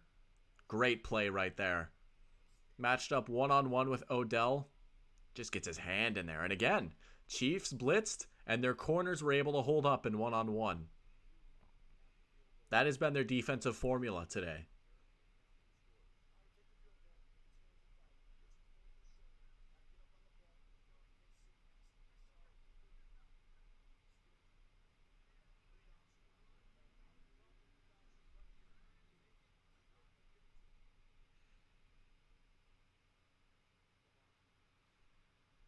Hey, he's just going to have to throw it away. No call. Likely went down there. Not pleased about it. 4th and season. He'll get a little chip on Karlaftis.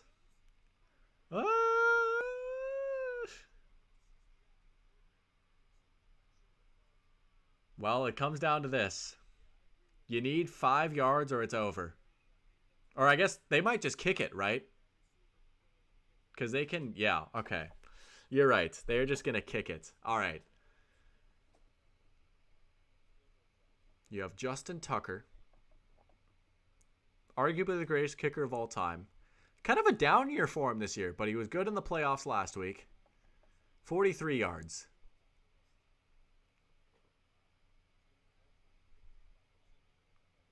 And he got it. And it's a 1-score game. First points here the second half, and it's a field goal with 2:34 left. All right. So, that is big, right? The Ravens do get their points before the 2-minute warning. They essentially have 3 timeouts now. And what they'll probably do is take them on the front end of the 2-minute warning, right? Let's say they hold the Chiefs to a 2-yard run on first down. That takes a few seconds off the clock. Might put it at like 2:29. Ravens will call timeout. And then they'll have another timeout they can call before the 2-minute warning. And then it'll take it down to 2 minutes. But again, you are putting all your eggs in one basket here. You are counting on a 3 and out, essentially. You either want a 3 and out or you want the Chiefs to get like a first down on the first play, pretty much. Like, honestly, kind of like worst case scenario for the Ravens here. Let's say the Chiefs get like 9 yards on first down. That's not good. You can't let that happen.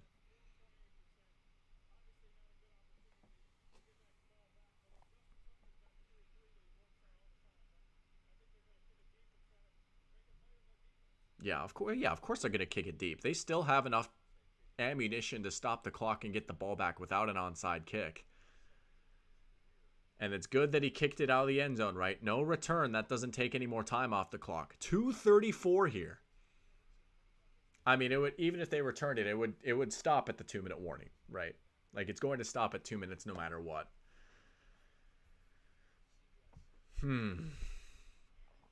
If you're Kansas City, you run the ball, right?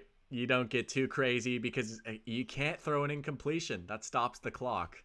You got to run the ball here. And they certainly look like they're going to run it based off their formation. Yep.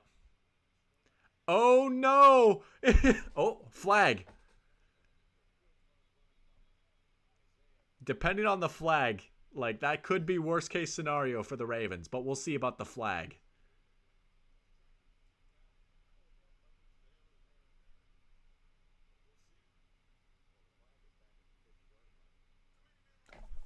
Oh, no. Too many men on the field.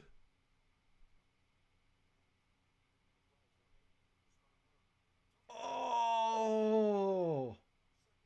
Yeah. There's 12.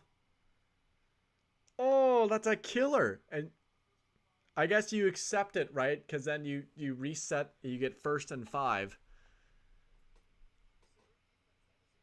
You could consider declining that and taking the result of the play, right? It'd be 2nd and 1. I almost would have declined that one. Oh, and now they're gonna get a penalty for that.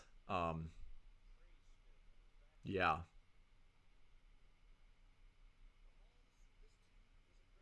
Well, it'll probably be 1st and 10 now, moving the ball up. I guess the plus side is the clock hasn't really moved that much. You still have your timeouts. Probably. Tony Romo is saying maybe they jumped on purpose to try and reset it and get it to 1st and 10. Probably. Oh, but they're going to get him for unnecessary roughness. Oh, see, if you're going to jump off sides, you just got to, like, stand in the neutral zone. But he blew him up.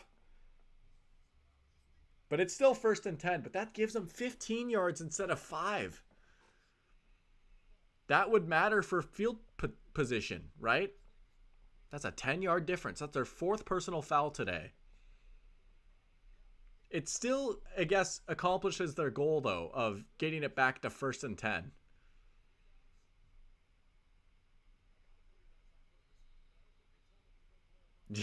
Yeah, Romo's saying that was definitely on purpose, but they didn't tell him to blow him up. Yeah. Caden saying, what was that? You just got to stand in the neutral zone. You can't hit a guy, right? That was the right idea, but poor execution. I have never seen anything like that before in my many years of watching football. I have never seen a team intentionally try and jump off sides to reset it to... I mean, it's an oddly specific scenario, right? But I've never seen a team jump off sides on purpose on 1st and 5 to get it back to 1st and 10. But it is genius. Like, it is a brilliant idea. You just don't want to give them the extra 10 yards, though. You only want it to be a 5-yard penalty. So, but they did get a big stop. Now it's 2nd and 11. 1 timeout and then the 2-minute warning. And it's not like KC's in field goal range. You need the stop anyways. You need your defense to get you 1 more stop. Well, 2 more, but you know what I mean. And I hinted at this earlier. I don't know, man. If I'm the Ravens, I somehow get this back and score a touchdown, I would go for 2. Easy for me to say, right? From Fargo, North Dakota. All right, timeout. Oh, it's going to come down to this. 3rd and 9. The Chiefs get 9 yards and it's game over. If the Ravens stop them, they get the ball back with a chance. With a chance. I don't know. What do you guys think, chat? If let's say you were the coach of the Ravens. Let's say the Ravens score a touchdown. Would you go for 2? Would you go for the win? I would seriously think about it.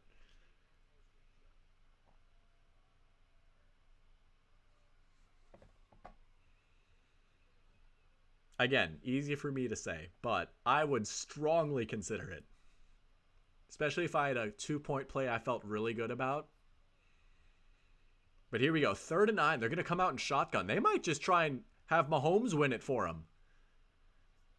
I don't blame them, right? Put the ball in Mahomes' hand. The clock is going to stop no matter what. An incompletion won't hurt you. Mahomes, deep shot, looking for MVS. And MVS catches it. The ultimate redemption. And that's going to send the Chiefs to the Super Bowl. It's Marquez Valdes-Scantling.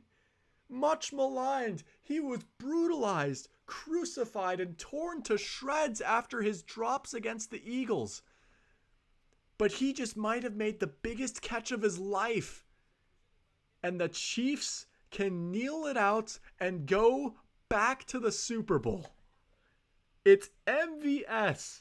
They put the ball in Mahomes' hands to win the game, and he did it. Marquez Valdes-Scantling pressing the A button for the possession catch. And the Chiefs continue to be inevitable.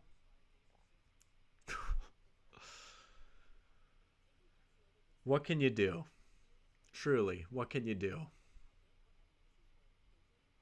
Unbelievable. Wow. I have no words. It's now 5:09. I honestly might just keep the stream rolling and then stay live for the other game. I'm not particularly hungry yet. I can grind through it, right? I'm a grinder. I will definitely have to refill this again, though. It's getting pretty low, but maybe I'll just take a quick step away and then, because we'll have to do our pregame coverage here for this next game. It's 5:09. We've got 21 minutes before it starts. I'd have to scarf my food down. I don't know. We'll see. Maybe I will. I don't know. I'm not particularly hungry, though. That is stunning. Like, that took some serious stones from the Chiefs to call a deep shot. 3rd and 9. Like, it was pretty baller, honestly. Deep ball on 3rd and 9 to send you to the Super Bowl. And you go to MVS. And you know what? He only had a few catches today. He only had 2 catches last week, but man, did he make them count. Yeah, 2 for 38. But that was the biggest catch of his life.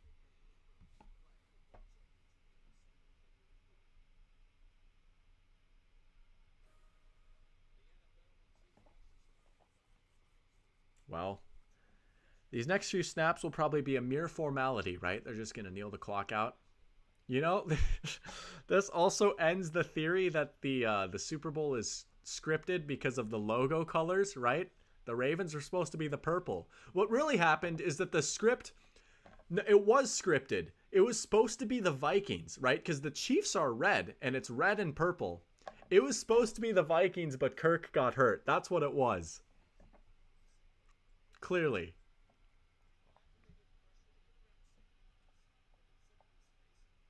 How many times? So 2019, 2020, 2022, and now 2023. This is the 4th time the Chiefs will be going to the Super Bowl with Mahomes. In 6 years? Yeah. Ridiculous. Absurd, even. I feel for the Ravens, man. What an incredible season for them. Such a special team. But the bad man got him again.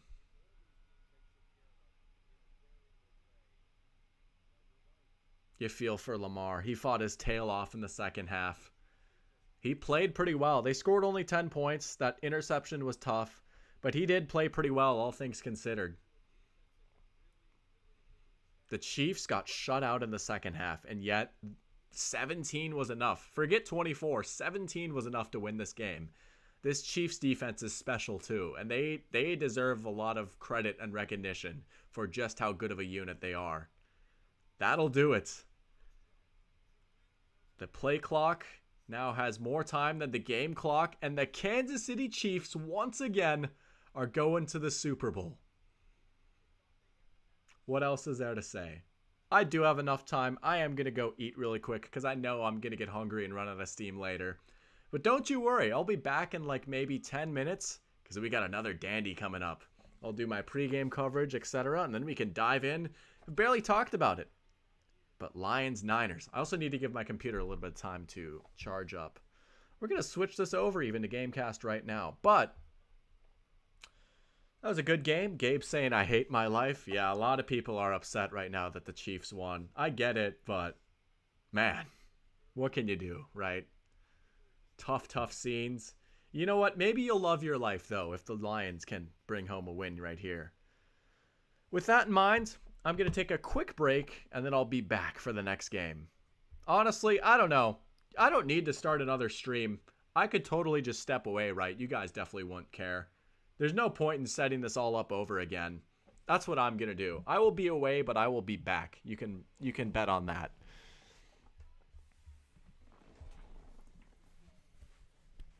Well, actually, it would help my computer charge if I did stop streaming, now that I think about it. I will be back